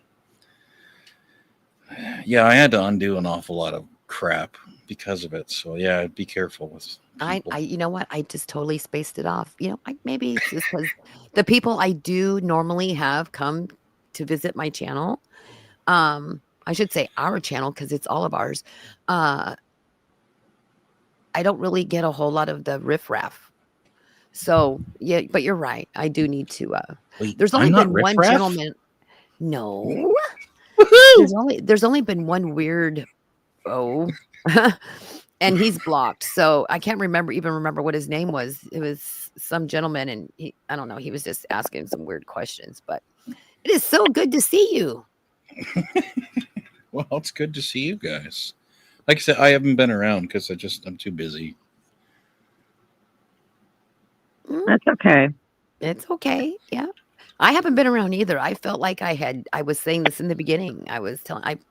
Telling a lady, I felt like I had abandoned everybody, but Inky Ray had really needed to just work on her and getting her back to 100%. I have nothing bad to say about you, so Wes says, I am Pinky Riff Raff. anyway, we're talking about the weather. We're just gonna switch back to that. Yeah, You live in the cold country. I've seen some of the most beautiful meso formations, like those mesoscale formations that produce tornadoes.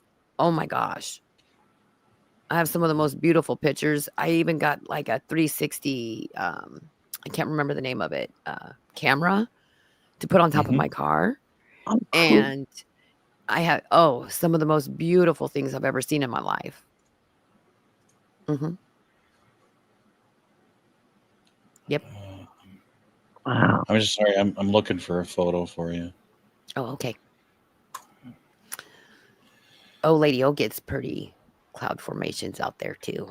Oh, yeah. There was some thunderstorms going through the northeastern part of Texas, into Arkansas yesterday. Yesterday. Yeah. Coming across New Mexico on the way from Phoenix, um, we had, well, when we woke up, as soon as we were loading up the truck, the rain started. And so, which I loved, except I was just hoping that I had enough plastic over some of the stuff that wouldn't get wet and everything. But yeah.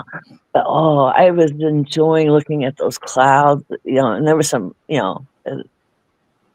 some of the way the formations of the clouds were just beautiful and Ha- everything.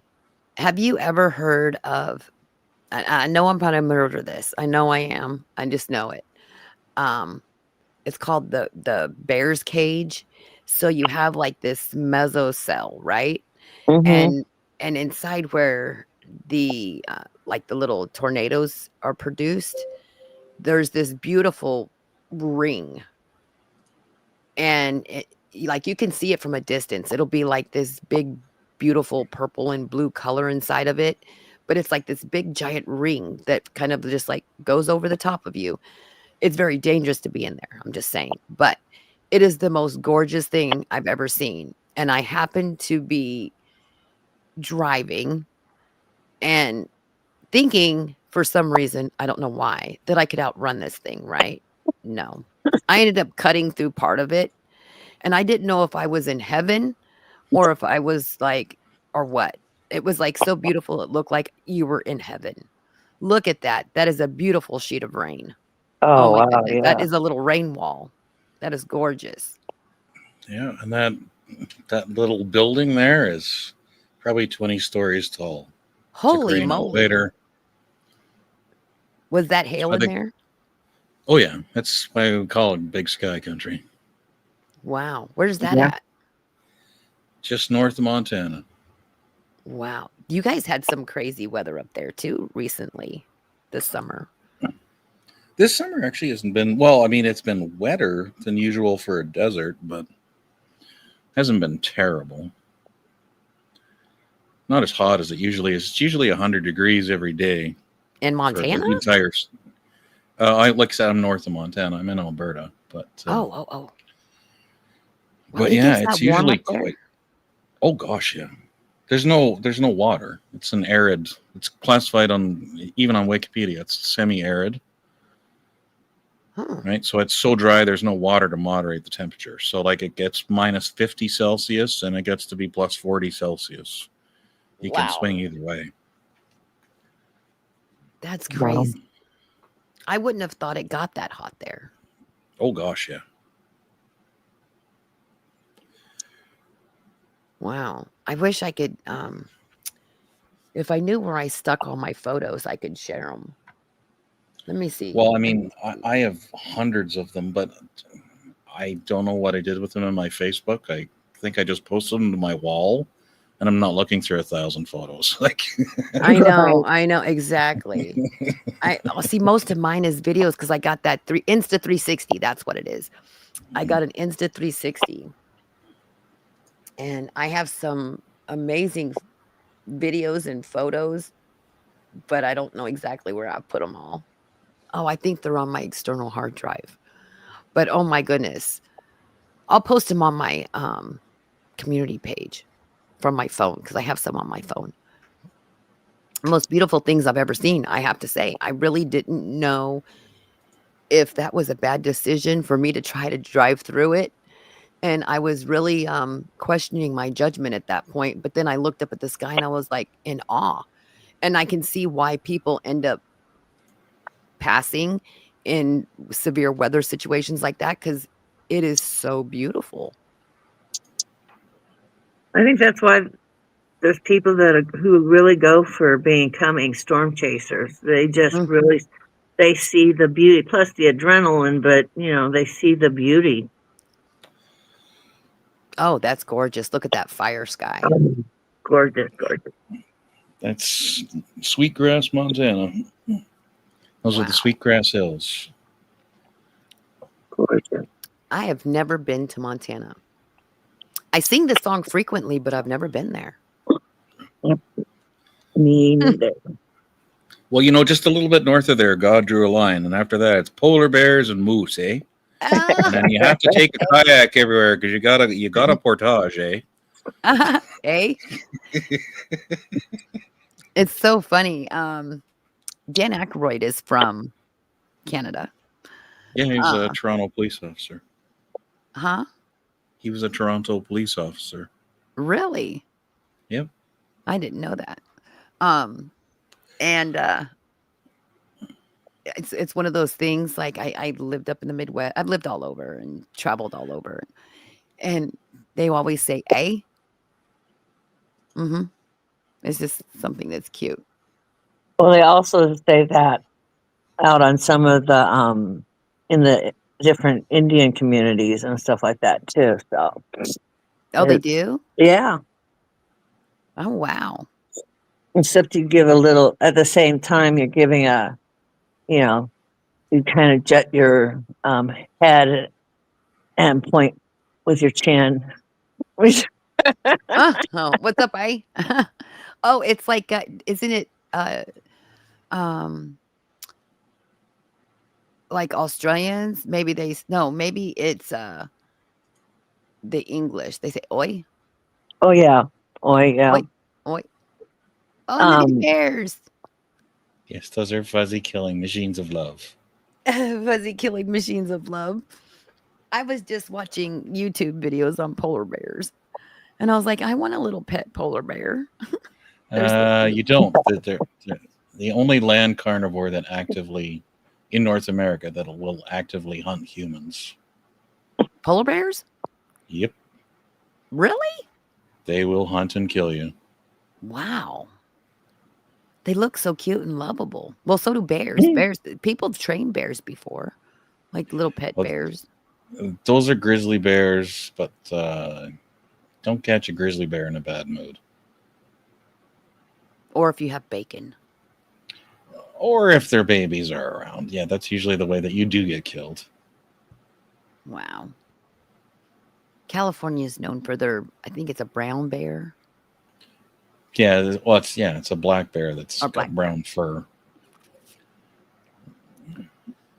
Yeah. Yeah, the Kodiak is the largest. The Where's that polar one from? bears standing are 9 feet tall. A polar bear is 9 feet tall. If it stands up on its hind legs, yeah. Holy moly. Oh yeah, they're monsters. Those are the big white ones. Yep. They have webbed paws. I was gonna say webbed feet, but they're not feet, they're paws. Wow. I didn't know that. Maybe it's because they swim a lot. Yes. See, that's my backyard. Wow. Oh, beautiful. Beautiful. Look at the mountains. Looks kind of like, reminds me of Tahoe. Tahoe is like the pretty mountains with those, I call them Christmas trees. I'm not sure, cedar, fern, whatever. They look like darn Christmas trees to me. Pine, spruce, and fir. Yeah. Oh, spruce. Yeah. Yeah, it's gorgeous.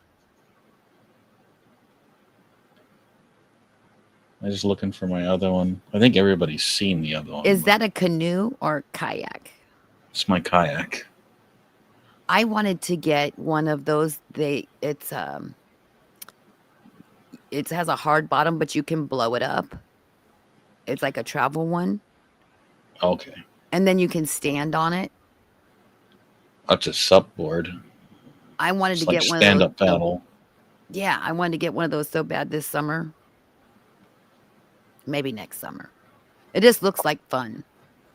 I'd probably fall off of it, but it looks like fun. There's so many wrong things I could say. I'm just gonna shut up. Do do do do do do. Oh my. Ooh, me and a baby. How about that? There's a Oh, distraction.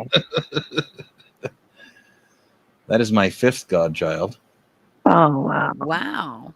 Why do people trust me with their children? I don't know. Just so lovable. Babies are so cute. They are. Then they grow up, just like puppies and other baby animals. Oh my All dogs goodness. are puppies until they kill something, technically. And then I guess my dog is still a puppy. He's small anyway, but My Rottweiler was a puppy until the day that she died No. because she had never killed anything. We didn't give her blood or raw meat or anything like that. Like she got, meat to eat, but it was never raw. Wes's face. He's putting little emojis. I'm terrible at reading those. Like I have trouble just using them on Tube now. I'm old. What can I say? We don't get the emoji off like option with StreamYard. I'd have to go into my device and go to YouTube to do it, but they're so funny. I was looking for a picture of our border, but we'll just go with this. There you go. And that's gorgeous. a picture. So is that like the dividing line between the two? Well, the border's further south than that, but there's actually a clear-cut line in the forest up and down the sides of the mountain. Is there a big And fence that's the actual border between Canada and America. Is there a big fence there too? Nope. Oh, so they trust us just walking over there, huh? It's grizzly country. You kind of don't screw around out there.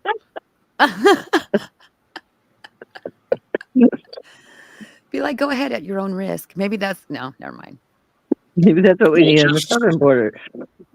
Just south of there, there were actually two girls that were killed, and I think it was 1976. It's never happened before, but it was two girls in the same night by two different bears. Wow. But it was Glacier National. That's where that is Glacier National Park, which does actually run into Canada. Never been there. That looks like fun. Is the water It is. cold? It looks like it's cold. The hottest it gets in the summer is 50 Fahrenheit. Oh, sounds like the ocean. It's chilly. I mean, there's icebergs in June. I always wanted to go on. They have those cruises that you can take that'll take you like all the way up to Alaska. Mhm. And I've always wanted to do that, but just never got around to it yet. But it sounds like fun. Seeing the big glaciers and all that good stuff. Well, go while you can. They're getting smaller every year. Yeah, that's what they're saying. That it's like melting off into the ocean and it's causing like some of the issues with the weather and yeah. Oh yeah, there's all kinds of notable changes, but that's like deep science stuff that some people get offended by. So It's very some people interesting. disagree that it's happening, but Well, I mean, they can't really deny if something is shrinking. It'd be a surprise at what people can look at and still deny it.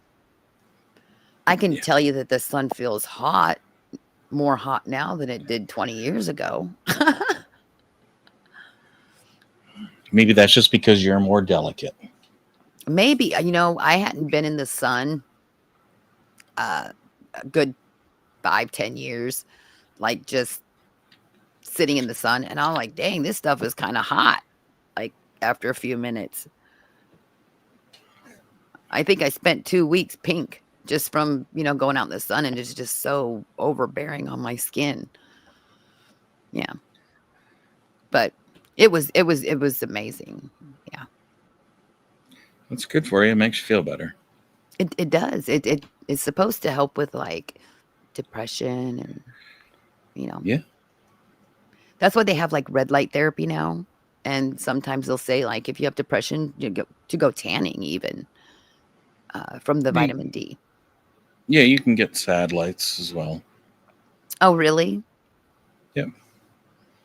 especially here, because I mean we're so far north that the days are very short in the So winter. They're very long in the summer, but so is it kind of like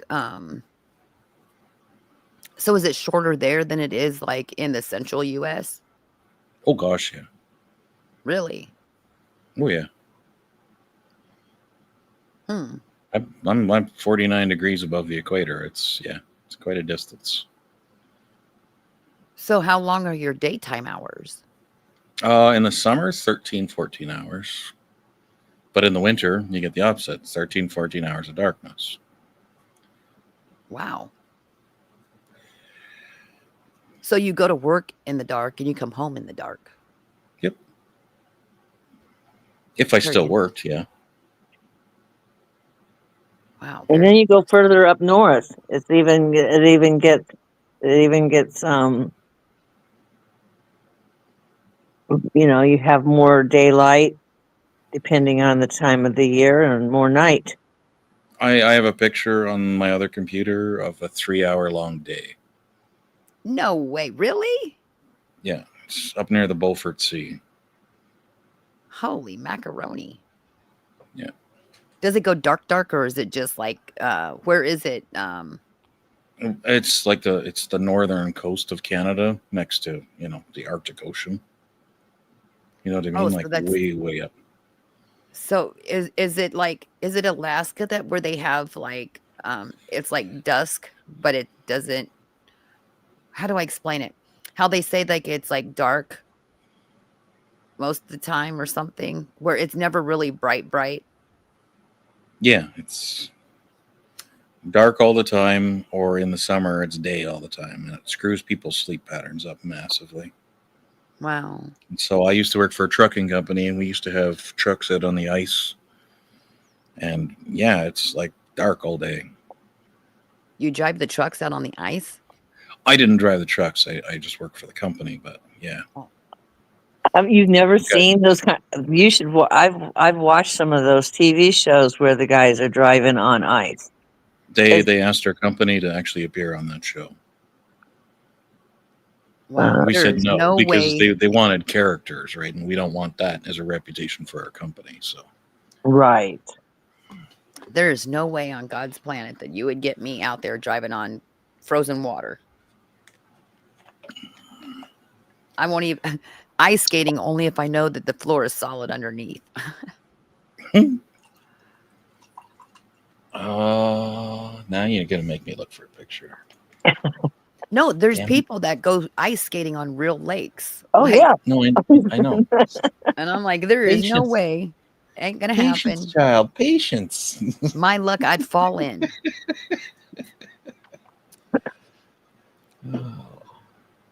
Why the hell are this many people following me on Facebook? Fuck off.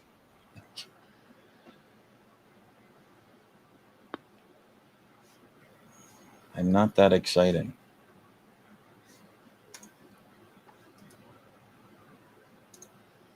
All right.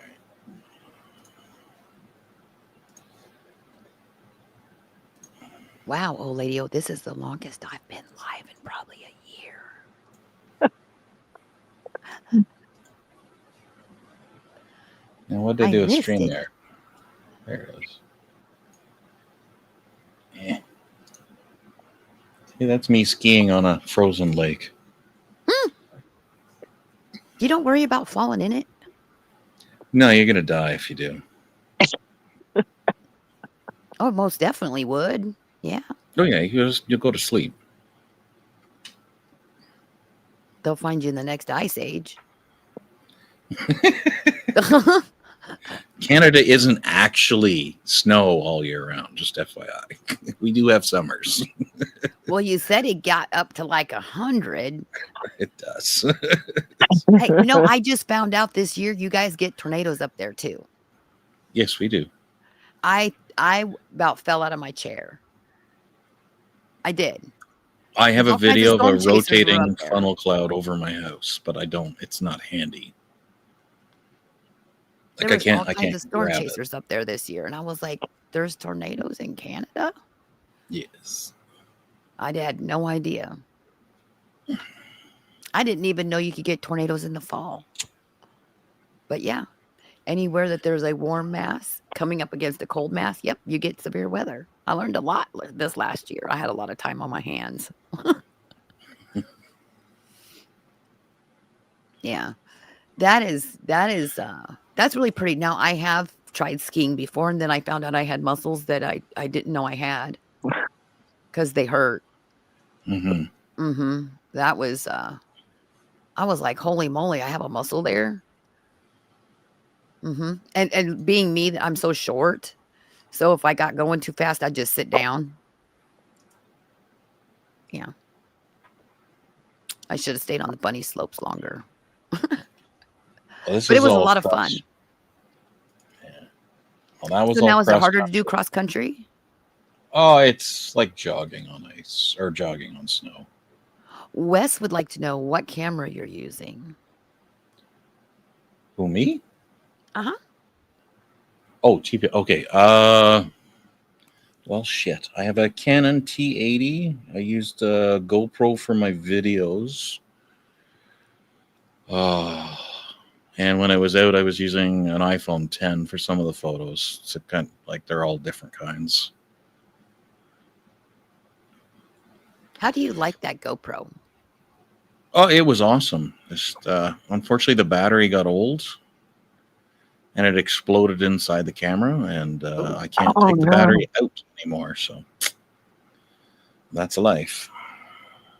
But yeah, like that's what you take, right? Is you take water, you get your skis, and bear spray.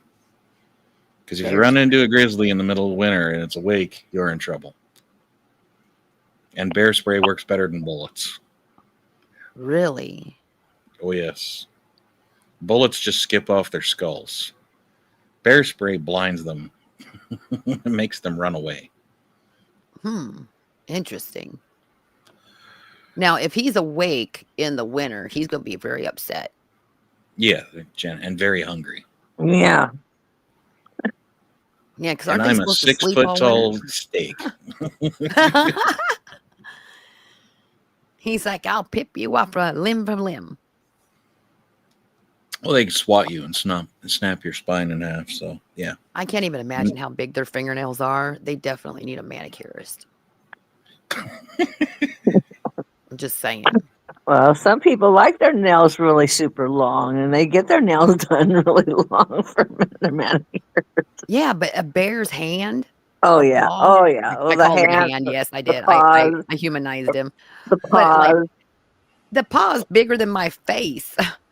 I mean, their fingernails have got to be as long as one of my phalanges. I'm just saying. They'd slit your quick. I can only imagine. I've never seen a real bear paw up in person or anything. I'm just saying they got to be long, little daggers. Well, you know how everybody thinks koala bears are so cute? They don't realize how dangerous even little koala bears are. I didn't know that either. They look very cute, but they are dangerous. So do panda bears. Panda bears look really cute too. Panda bears can kill people. I will just look at them if I'm at a zoo. Oh, well, I guess I know how big they are now. Is that a live one? Or not live, but was alive once? It was alive, yes. It's had passed away. Oh, goodness. Look at that. That's the size of like half her body. Yeah, like it'll snap your spine in half. You're not winning a fight. I wish I could put it. I got to find this picture. I took a picture of a cloud formation and it looked like a bear paw. I'm going to post it. I'll post it on my community page. You guys will have to check that out. I'll post a bunch of pictures. But it looked just like that. It looked like a bear paw coming through the sky. I don't know what the real name, and I know I'm going to murder this one too. I just know it. But they're called oh shoot. Now I'm feeling really blonde. Hey, blondes have more fun. Mononymous clouds or something. I don't know how to say it, but they look like bubbles. Monomus clouds? How do you say it? I Don't ask don't me. know. Oh my Yeah, goodness. I I know. know I know clouds. I did take meteorology, but You that's know not what? one I've heard of. I'm gonna Google it real quick. And I'm gonna post a picture of one.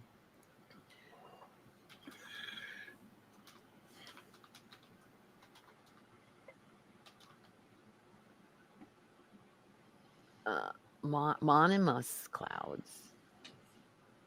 Hold on. Images. Oh, they're the coolest thing I ever seen. Wes is laughing at me. I just know he is. Okay. Um, okay, here, let me I almost thought let you were trying to say monogamous, and I'm like, hang on a and second. monogamous clouds. Okay, wait, let's see. That means Present something else. Where's your mind going? uh let's see. Window. This one. They look like Wait, this. Mammatus. Oh, Is that how you say it? I saw some of those clouds when I was coming across New Mexico. That This, means that there was a Usually severe around the they were storm. bottom of a tornado. beautiful. Yes, they're where severe weather has been. Yeah, Very that's yeah. good. I have no idea how to say it, but they're little bubbles. So I have this picture. Um, I was leaving a storm area, and it looked like those like a bear's pads, and then it had like these flashes in it, so it looked like it's nails, and so it looks like a bear's foot. But that's what the clouds were. They were whatever, however you just said it. Madamus clouds. Mammatus, yeah. I'm a Mattis. You thought I was kidding when I said I took meteorology. Oh, you did? Oh I yeah. did. It's part of my pilot's license. You have to take it. It is. They're so cool looking. They're very dangerous. You stay the hell away from those if you're in an airplane. Is it because of the down pressure or Yeah, it's downdrafts and updrafts in very tight cells. So if you're in that plane, you're going up and down and up and down and up and down, and it stresses the hell out of the airplane. wow, So you just stay away from it. that's crazy. But they were the coolest thing I ever seen. I never seen nothing like that before either. But they're very pretty. They're photogenic. I am not, oddly enough. I don't know why. Oh my goodness, whatever. Hey, look, you're the one that's hiding. I'm I did not. see you. I saw you earlier. I did. I went. I saw you. I will refrain from embarrassing you, but god damn. That's all I'll say. I don't have, I was late to my own show as always. Cuz I couldn't get the mic to work. And so then I had to hook up my old mic. Cuz I had just like a lapel one that I was going to use, but I couldn't figure out how to get it to work. And then like the audio, the video, I had to set it all up again cuz I haven't used it in so long. I mean, my poor little microphone, it had cobwebs on it.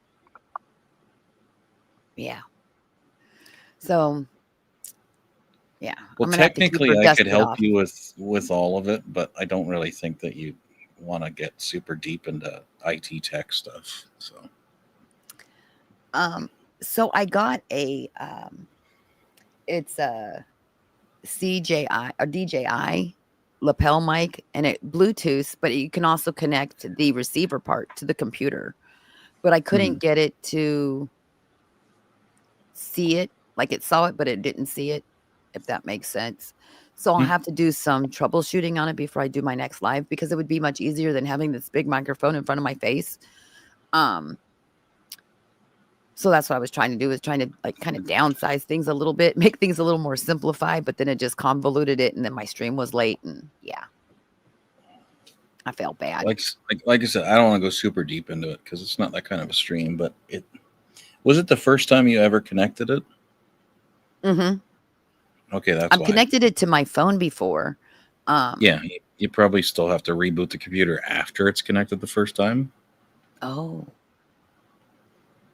But again, like this, we're not having a tech stream, so Yeah. So, our stream is about healing your body from the inside out. So, what are you doing to keep yourself happy and healed besides out Uh, canoeing? just looking after me and the things that I love.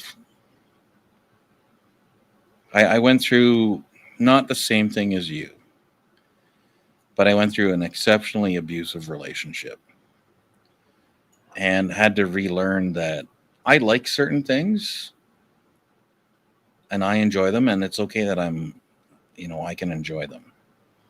So then I went out and I bought my kayak and started to go outside and camp in the wilderness with wild bears, and And doesn't it feel good? because I've never felt better in my life, and you meet so many good people.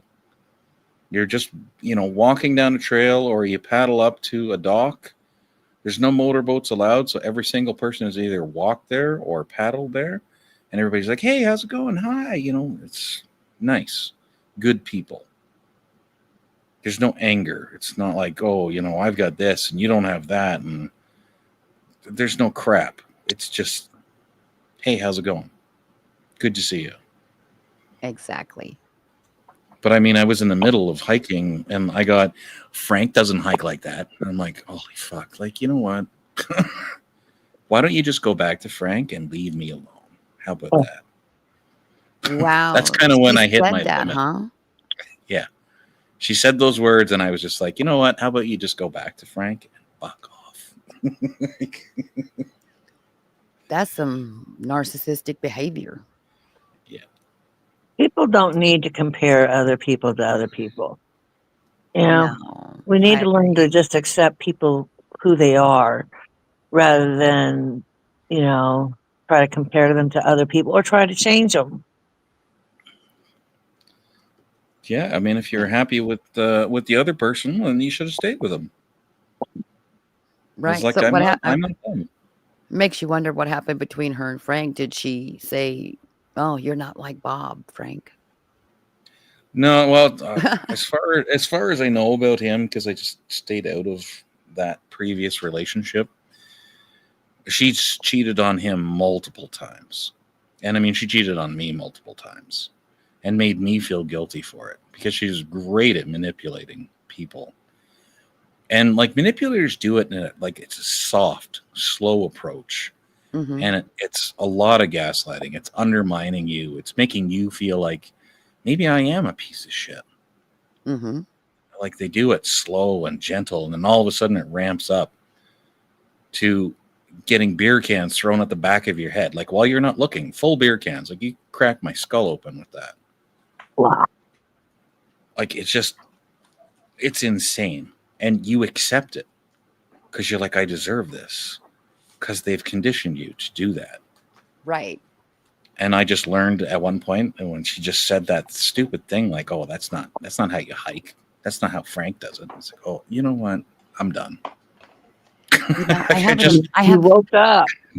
I And have yeah. an amazing brochure.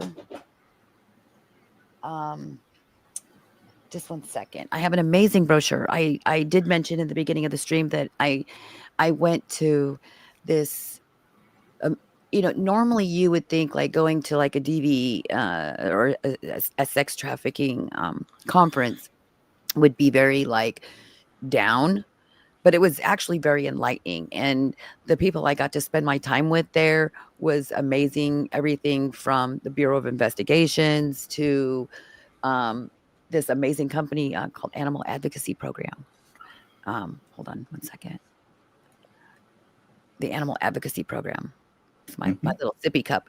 I have my smart water with some extra. Um, electrolytes. that's it. The liquid IV inside here. Yes, it's no more Monster for me. It's great. It was actually what helped me get away from the Monster because the liquid IV is kind of sweet, and so it it helped transition me from that to the drinking water. I was never good at drinking water, ever. I'm terrible at it, and so it has to have some kind of flavor in it, and they said I had to drink like 3 liters a day. Holy cow. Yeah, I thought I was gonna turn into a water faucet. Hold on. Um, but I got some amazing brochure information, and it kind of explains that cycle, how it's the honeymoon phase where they mush you up and make you all soft and everything's good, and then it gradually gets a little worse until the explosion part, and then the oh, sorry, I'm so sorry, I shouldn't have done that, and then it starts all over again. And that's a Hmm. continual cycle that those types of people put other people through during an abusive situation. So, if you two could talk amongst yourself just for 1 minute, I'm going to grab that brochure and I can read you part of it because it's actually very interesting. All right. Well, Wes, you know what? I would love to have had that attitude. Honestly, I would have. But the way that people manipulate you, it it, it totally just like I would think that I'm a very confident person. I mean, in my 20s, I was a director at one of the largest travel companies in the world. I had 48 staff under me. I was doing pretty good. And for me to be undermined by some overweight pig that liked to just have sex with everybody that she could meet was unthinkable. But they find a way to just kind of notch you down one little bit at a time, little bit at a time, little bit at a time. And you don't even know it's happening.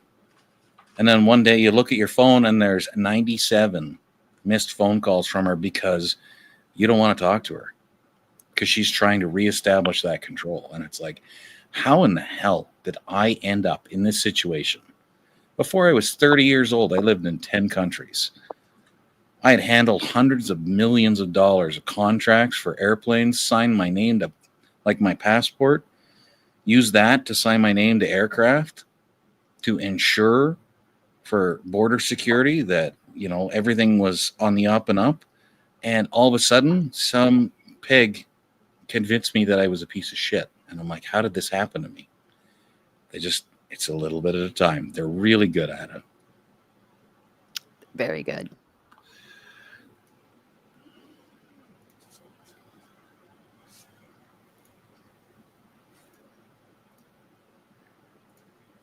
So there's this thing. So this is the wheel, okay? And this is the wheel of power and control. So I don't know if you guys will be able to see it very well. Probably not. I'll take a picture of it and post it on my community page. So how it works, especially in domestic violence situations, is there is the abuser has to feel they have control. And sometimes when you're trying to get out of that situation, you have to make them think they have control just so you have some reprieve till you're able to leave a situation. Um, but it's that cycle that where they start off really nice until they get comfortable and they've weaned, just like you said, TPR, they wean you into that abuse. It starts off just, maybe you shouldn't wear that dress, or, them slacks are, they don't look very nice. Let's try this, or I don't like your hair that way. It could be anything to demean you or to make you feel like you didn't do something right. And then it gradually just gets worse and worse and worse. And so And let's you go don't over realize you've lost who you are. exactly. You don't, because you become so accustomed to how they're treating you, because they do it so slowly. Their manipulative behavior is so slow that you don't realize it until it's more extreme. Now, there is multiple types of abuse. So there's emotional abuse, financial abuse, psychological abuse, verbal abuse, spiritual abuse, social abuse, intellectual abuse, pet and property abuse, physical abuse, sexual abuse, using the children to abuse, and that's like using the children against you, or like say you have an ex that doesn't live with you, like they could be like, oh, the other parent is being abusive, and end up causing you again that stress, the cortisol rating, by them saying things that are untrue. Um, and then there's like cultural abuse. Now, what I was saying about the nice part of it is that's the love bombing part, where they're like, "Oh my gosh, I love you. You're so sweet, blah blah blah." But love bombing is actually not what love is. That's like the manipulator's way of making you think they feel a type of way when they really don't. Because there's like love bombing, and then there's like healthy attachment where you learn and you grow together, versus you meet somebody, you know them for like a couple of weeks, and all of a sudden they're like, "Oh my God, I'm so madly in love with you." You don't even know how I roll up my toothpaste. You haven't had me when I've ate too much, hard boiled eggs, and have a gassy belly. You know, you know what I mean? You know, did I change my underwear, or did I just turn them inside out? I mean, for God's sakes, they don't really truly know you. So how can someone that has recently met you just instantly fall in love with you? Right, right. You know what I mean? Someone who loves you is going to be there with you through thick and thin. So whether you're happy and healthy, or you're providing that person something, because normally manipulators, right? TPR had to be providing her something that was worth it to her. Mhm. So once he no longer was willing to provide that to her, she felt she no longer needed him. So then that's when they become that abusive, sarcastic behavior. Yeah. Do I have my glasses in here? Because I'm blind as a bat. I'm only going to sidetrack you for a second. Yes, Wes, I know, and it's fine. Don't worry about it. Bats are not really blind. I know they can only see in the I dark. used, I can't see in the dark. I used to say I was blind as a bat, and then I found out that bats aren't really blind. I think they're They can only blind to light or something. they can fly without seeing because they use echolocation, but they do Mhm. use their eyes. Hold on, I had to fetch me some trifocals. I don't Okay.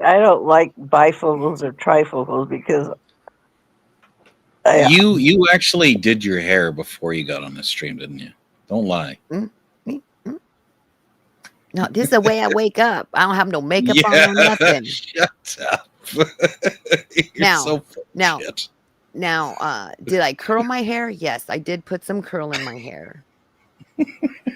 But I had to do my laps, and my hair was nappy because I wear a little rubber cap on my head and goggles. Okay. So, Okay, well, okay. you got the librarian thing going. I'll leave it at there. Okay. Okay, so love bombing. So early intensity, oversharing, possessiveness, pressuring for sex, commitment, sharing of personal information, etc. Okay, so these behaviors can look like passion, but rather than the control. But they're really control, because they feel like if they share all this with you, then, you know, monitoring. These are the warning signs of unhealthy relationships, just for those in the back. Um, so monitoring, so frequently checking in. So what are you doing? Where are you at? Where are you going? Like if you're like one of their children. So constantly expecting to know where you are and who you're with. Demanding or manipulating you into sharing passwords, access to accounts, and this can escalate to outright hacking, tracking, and stalking. Then you have isolating behavior. So this is taking basically, we all need support systems, and you could be friends with somebody for 20 years, and that manipulative person will either befriend that friend or friends so that they could talk bad about you later, and or they will pull you away from your friends. You don't need them in your life. You have me, right? So, behaviors that cause you to spend less time with your friends and family and more time alone with your partner, such as sabotaging your relationships or creating tension in relationships. Isolation can be done through manipulation and intimidation. Now, if you hang out with Joe Bob again, that's it. It's they do this, but they do it over time, so then it's less noticeable. Gradually pulling you away, like, you don't spend enough time with me, you know? Creating chaos. So, um, this can also be used in YouTube, where some creators will create chaos, and that's that manipulative, abusive behavior that sometimes some of us have fallen into, where someone has created chaos and your instant reaction is to defend yourself. And I just choose not to. I'm like, people that know me know me. I'm not going to sit here and go preach to the world who I am. If you want to know me, you can know me. If you don't know me, then you can believe what you want.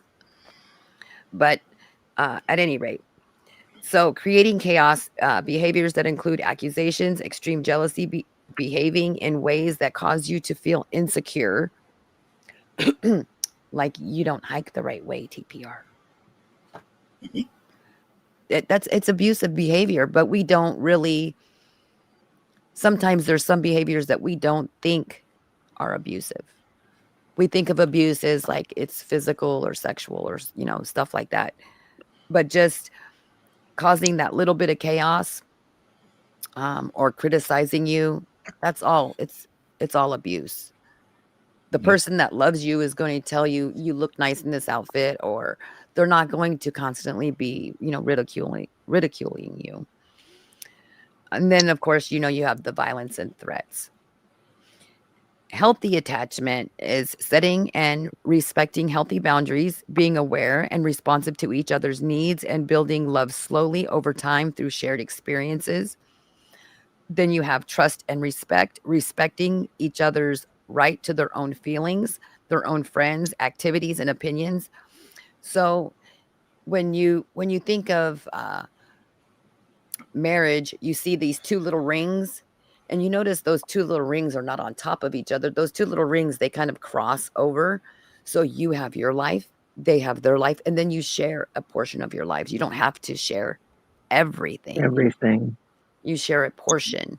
And that's like the healthy respect and boundaries. And you're allowed to have boundaries with your friends, your family, your significant other. If you don't, then you end up in an abusive relationship where one ends up taking control of the situation. Honesty and accountability, accepting responsibility for your own behavior and beliefs. Like if you do something wrong, you just admit, hey, man, I really messed up. It's harder for some people than others, but you learn when you're with someone that you truly care about, you learn to be apologetic, and I think you truly feel that sense of the need to apologize, where people that are very manipulative and narcissistic and abusive, they don't even feel that need to apologize because they truly don't have that emotion for you. It's more about negotiation and fairness instead of it being one-sided, and building partnerships and communication. Okay, Inky's off her soapbox. Okay, well, I'll give you a counterpoint to it. Okay. That'll be a little bit scary. Okay. Some of those behaviors are actually part of loving somebody. Like, I don't think that you should hang out with this person. And here's my legitimate reason why. Yeah. Right? And it can seem controlling. Like the last girl that I dated hung out with some really bad people. And she still does to this day. And it's like, look, like these people use you to get you to do certain things for their Right. entertainment. But she doesn't see it. She doesn't get it. She says that she does, but then she just does the same stupid things over and over again. But she's also been, with somebody who's abused her for years and years and years, like decades. So, I mean, she's so far down the rabbit hole, she doesn't even see it anymore. Right. And And I guess her current partner just kind of lets it go. I'm not that guy. I'm like, no, I want you to be safe. I want you to be in a healthy relationship where, like, I'm not going to hurt you. Right? Like, I don't wish for bad things for you. Like, there are people that I don't get along with. I won't wish harm on them, but I will still separate myself from them. And I kind of don't want the person that I care about to be around them either, because I'm like, I can see how that guy's manipulating you. And here's the evidence, and here's the proof, and here's some other people that agree with me.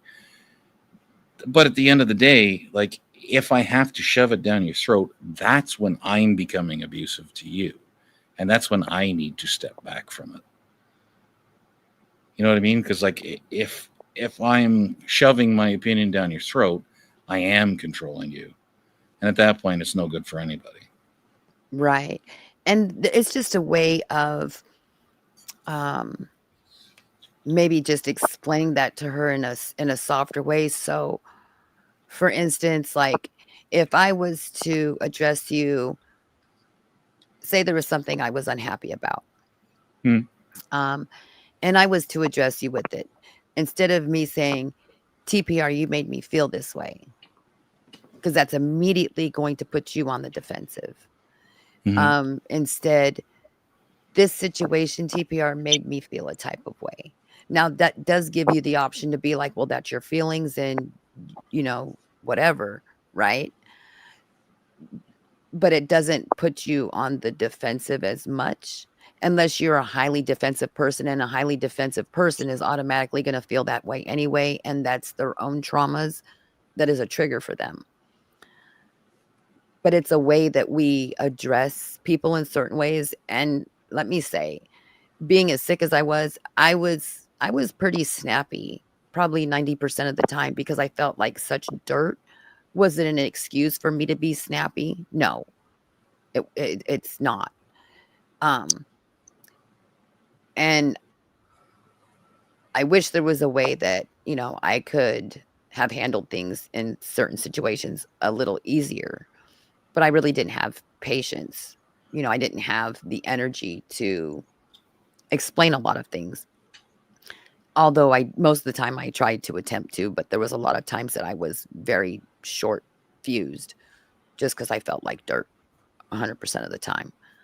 But at any rate, so it's just about the way you're projecting, that how you feel about uh, her friends or whatever that you're not fond of, in a manner that doesn't seem controlling. And it's hard, especially if you're not a controlling person. It's hard to address some of those things without coming off like you're trying to be controlling. You know what I mean? Yeah. Because I'm not a real controlling person. I need structure and stuff in my life, and so I try to run my household in a formally structured manner. So, but I don't always come off really soft. I'm not really super soft spoken. I'm more direct. And so some people that are really highly sensitive will be like, "Oh, you're so demanding." I'm like, "No, I'm just direct. I'm not screaming and yelling. I'm just direct. I'm very forefront with my requests on how things should be done or whatever." But say for instance, you wouldn't go to the business owner of Apple, and expect him to not be direct with you on how a job should be done. You know what I mean? So Yeah. it's just about projecting and the request, or maybe you could say like, hey, you know just take some notes to yourself, just write them down, and maybe you'll see, you know how this is, how the relationship between her and those other persons, have her take notes or something, you know on how it's progressing. So then she can see it and come back to you and be like, dang, maybe you were right. You know?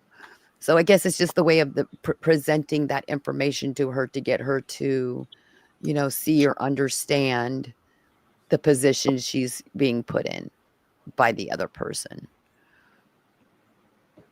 Well, yeah, I mean, I think I did that, but like I said, in the end, she chose to cross a line that for me was like, that's it, like done. And I haven't talked to her in like a year, so Um, it well, is what it maybe, is. and it is, and it's if someone is hell bent on being in a situation, and trust me, I mean, I've been there, and I had people tell me, "Oh, that person's abusive," or they were saying this or that, and I'd be like, "No, they weren't," you know, and that's my immediate defense. And when I go back and look at it now, I'd be like, "Dang, they were right." So I did. I had to go back and apologize and be like, "Yeah, you guys were right." You know, it's I guess it's just the time and the moment and how they feel about those people is how they're going to react to what other people see on the outside, Mm. you know. Well, and this is going to sound like a weird come on, and it's not, I promise. But like, as far as like being at the start of a relationship, it sounds awkward, but it's really not. I think it's kind of a normal human behavior. I am exceptionally passionate with the person that I'm involved with. There's Right. nothing So, wrong with being passionate with the person that you're involved with, whether it's from day 1 or day but that's the thing. Like 1000. it comes out so fast because I want to make the person feel good, and some people get like kind of guarded about it. And they're like, oh my God, you know, like, I mean, we're all adults, right? Like one of the last girls that I dated had never had a squirting orgasm in her life at 50 years old. And she didn't understand. She looked at me and she's like, what are you doing to me? And it's like, this is what this is supposed to feel like. What did your husband do? Like, what?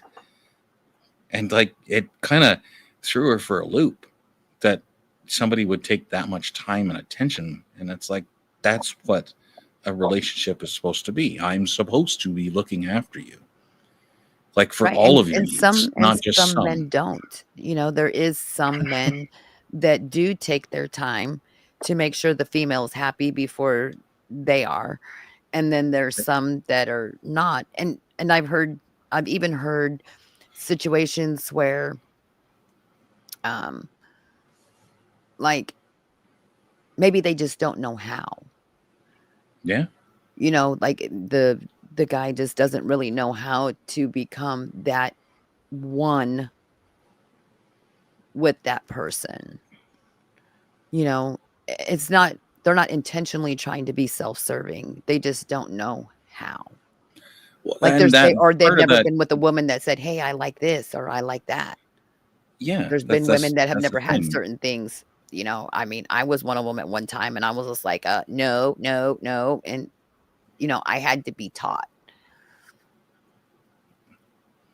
Yeah, if like that that's makes that's part sense. of the thing, though, right? Is like you have to be like, especially for women, men not so much, but for women, you have to be in the right place in your head to Mhm, enjoy what's happening, and you mhm. have to feel safe enough and comfortable enough as a woman because, like, okay, I'm 6 foot and 200 pounds, right? Like, I'm an awful lot more powerful than you are. So you have to feel very, very comfortable with me to let your guard down. Right, and if a You know? woman is not comfortable, she won't. And I Yeah. my children's, father would say, and this is really, I mean, we're all friends here. This is really, really personal, but, um, he would say, like, "Her clothes come off?" "They do?" 'Cause I never went to bed without my, clothes on Mm. because I was never secure, I guess, enough. It was a rough relationship. He cheated a lot, and so I always ended up sleeping in, sweatpants, t-shirt, socks. Mhm. So I don't even know how my kids were ever conceived. They must have slipped. My pants must have slipped off, but I'm sure my shirt and my socks and stuff were still on. And he would probably say that. He'd be like, "No, but she's never gone to bed like that." Because I was never comfortable enough to be in that state. So I can understand that. And women, um, I think you're right. Women more than men have to be mentally in that state of mind Mhm. where I think, well, men would probably have to too, right? Because if not, then how would they? Because you're more projectile, women are more any. So, you know what I mean? So, like, um, I'm trying to say it without it sounding vulgar, but men would have to be in that mood too, right? Or is that just like a thing that happens that, It's more animal with oh, men than it is with women. With women, it's far more emotional. It's a connection. With men, it's it goes back to genetics. Like I want to mate. I want to spread my seed, right, right? And that's where it's born out of. Whereas women are looking for the best possible partner to produce the best possible offspring, as far as right. genetics goes. So we kind of look at it in two different ways. And yeah, I mean, if I have a random thought that pops in my head, like if my ex suddenly pops in my head, I'm not going to have good time in bed. Well, You know this what I takes mean? Like, me back. because it's going to It, turn me off.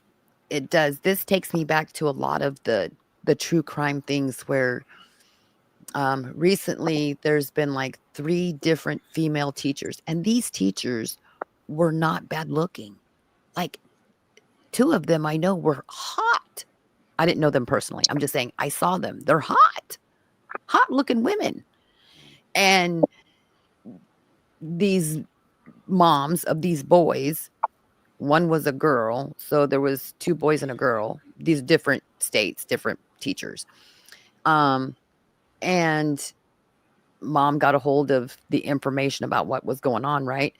And people are like, "Well, how did she do that? He's a boy. You can't force a boy to do that, right?" You know, that's why I was like, it's you're saying it's more animalistic behavior, even if it's a young man. You know what I Mhm. mean? Where women, yeah, we just you'd have to roll us around in flour to find the wet spot kind of thing. It's sad but true. But like if you're going to sleep in your jammies and it's something that's out of character.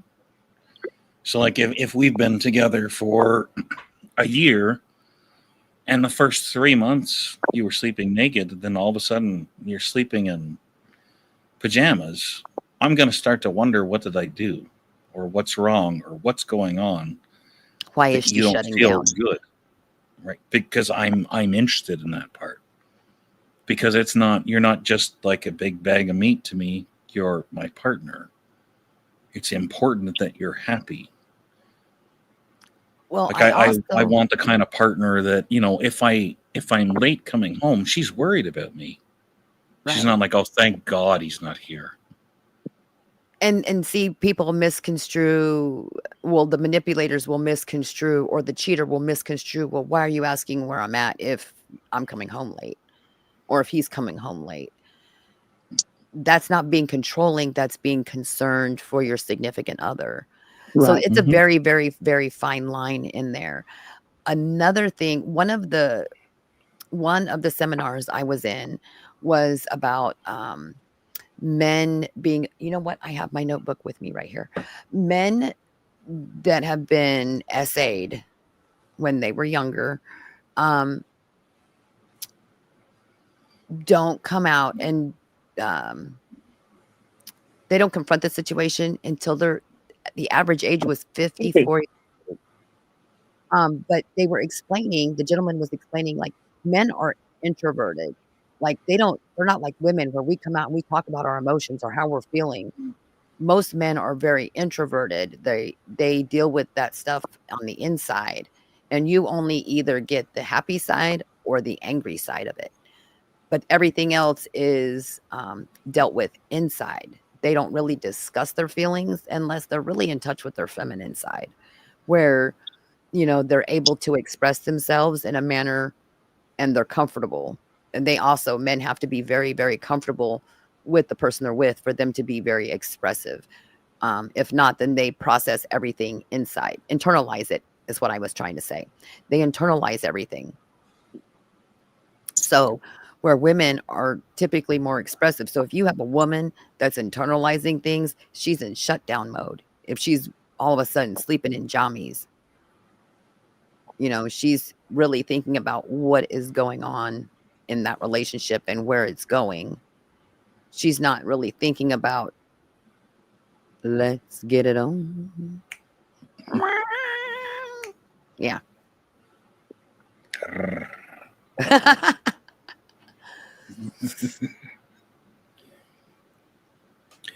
Okay, no, that's a totally fascinating track, but I have to run away for a minute. So you guys have to entertain. Well, I have to jump off here anyway. I have truly. Oh man, but no, that's a totally interesting thought. But I do. All right, well, I don't even know what time it is. For you, you're still out on the west, right? So you're at 111. Yeah, and I have to get up at the butt crack of birds chirping. But I will. Maybe I'll do another live tomorrow, and we can finish where we left off today. So, are you going to remember where we left off and what you just said? So I have to replay the end. That was the last thing I said. And you said and you said, brrr. Yeah. So just whatever that I was just showing you that I can vibrate my tongue. I don't know why that's important to you, but I just thought I'd throw it out there. So do you have Hispanic in you? So you're good at rolling your tongue? No, I'm Hungarian, Polish, and Irish. Oh, maybe it's the Irish. It's the Irish. Irish. Yeah. I have Irish in me. So. I think it was because that commercial when I was a kid, the ruffles have ridges. Yeah. But then again, I am Hispanic, so it could be that too. Who knows?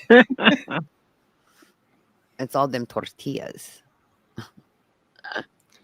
Anyway. All right. Well, if the little lady has made you totally uncomfortable with all of her weird remarks, then yeah, I understand why you want to run away from your stream.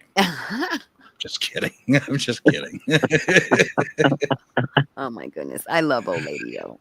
You guys have been amazing. You have. I was so nervous. When you're away from streaming for so long, then it's just like, it's so hard to just jump right back in. But I also wanted to touch base with everybody and let everybody know I'm not avoiding anyone or anything or any situation.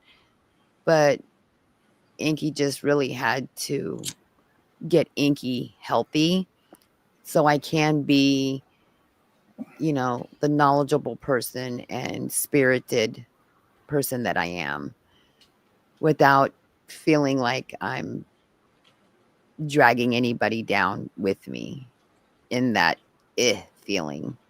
So I can totally relate. But it's been amazing. I've had nothing but enjoyment with both of you. And Lady O, I'm hoping the next time we talk, you're like, I'm getting back on my carnivore diet, and I'm working on me, doing me. Yeah. And letting the situation around you, let them do them. You have to think what's best for you, and that makes you feel good. I mean, you I'm know? really tired, but I am really looking forward to having a place by myself and just being able to be me. Hmm. Just like And TPR, he said he enjoys, him being able to do him, you know? It's sometimes it's a breath of fresh air when you step away from a situation and you really just look inside and say, "What is it that I need?" It's not being selfish or self-serving. So don't let anybody tell you that. That's just you taking care of you so you can love someone else too. right. And the way you need to be loved, because that person needs to love you the way you need to be loved. Well, I wrote them down in your back chat, but I lost my train of thought as I was listening to you. Two of the things Okay. that you were saying that we should continue on: Okay, so I'm going to screenshot pajamas. it. Yeah, it I'm was screenshotting it pajamas, right now. communication, which is brain structure, and there was something else, and you'll have to find it. Okay. I screenshotted it, so when I do the next one, very possible could be tomorrow. Very possible. Um, and I'll try to get my audio thing with my new mic fixed before then. So, but I did Well, take a now that screenshot of it, so I TRP have it gave you saved. that hint, you now know what you need to probably do. So, reboot. Yes. Yeah, Bluetooth was like, yeah, it's obnoxious. I mean, I've been doing IT for 25 years, and even I'm like, why is this not freaking working? And then I was like, screw it, I'll just reboot the damn computer. And then suddenly it works, and I'm like, okay, rule number one of IT: have you tried turning it off and on again? I was just Thank going to say that. Oh my goodness. So in the beginning of this stream, it was just me and old lady O, and then all of a sudden my internet went out, and I'm like, what the hey? So then, because my office has a metal roof, I had to go outside, get on my phone, and go into chat through YouTube. And then I finally got it to come back on, and what I did was I had to turn it off and turn it back on. And I was Yeah. like, dang nabbit. Yeah. But that's my go-to thing first too, also, is just turn it off, turn it back on. Let's see. Wes says, I enjoyed you being back, Inky. Have missed you. Oh, I've missed you too, Wes. Health is important for sure. Physical and emotional both. Yes. Amen. Thank you so much, Wes. It was so good to see you. He said I might be biased, but most definitely. And I love you both. You both have a wonderful evening. If Yep. if someone else, I don't know if G2K is going live or if he is live. If he is, I will probably stop over there and put my headset on and fall asleep to listening to everybody. So I'll probably say hi in chat and then end up falling asleep. So I always feel bad because you guys will be like, hey, and then I don't respond because I'm just listening. It's okay. Forgive me. But I love you both. Thank you so much. And I will set up a stream for tomorrow and we can continue this conversation tomorrow. Sounds good. Thank you very much. You guys both have God bless an everybody. amazing evening. Yeah, Mwah. you as well.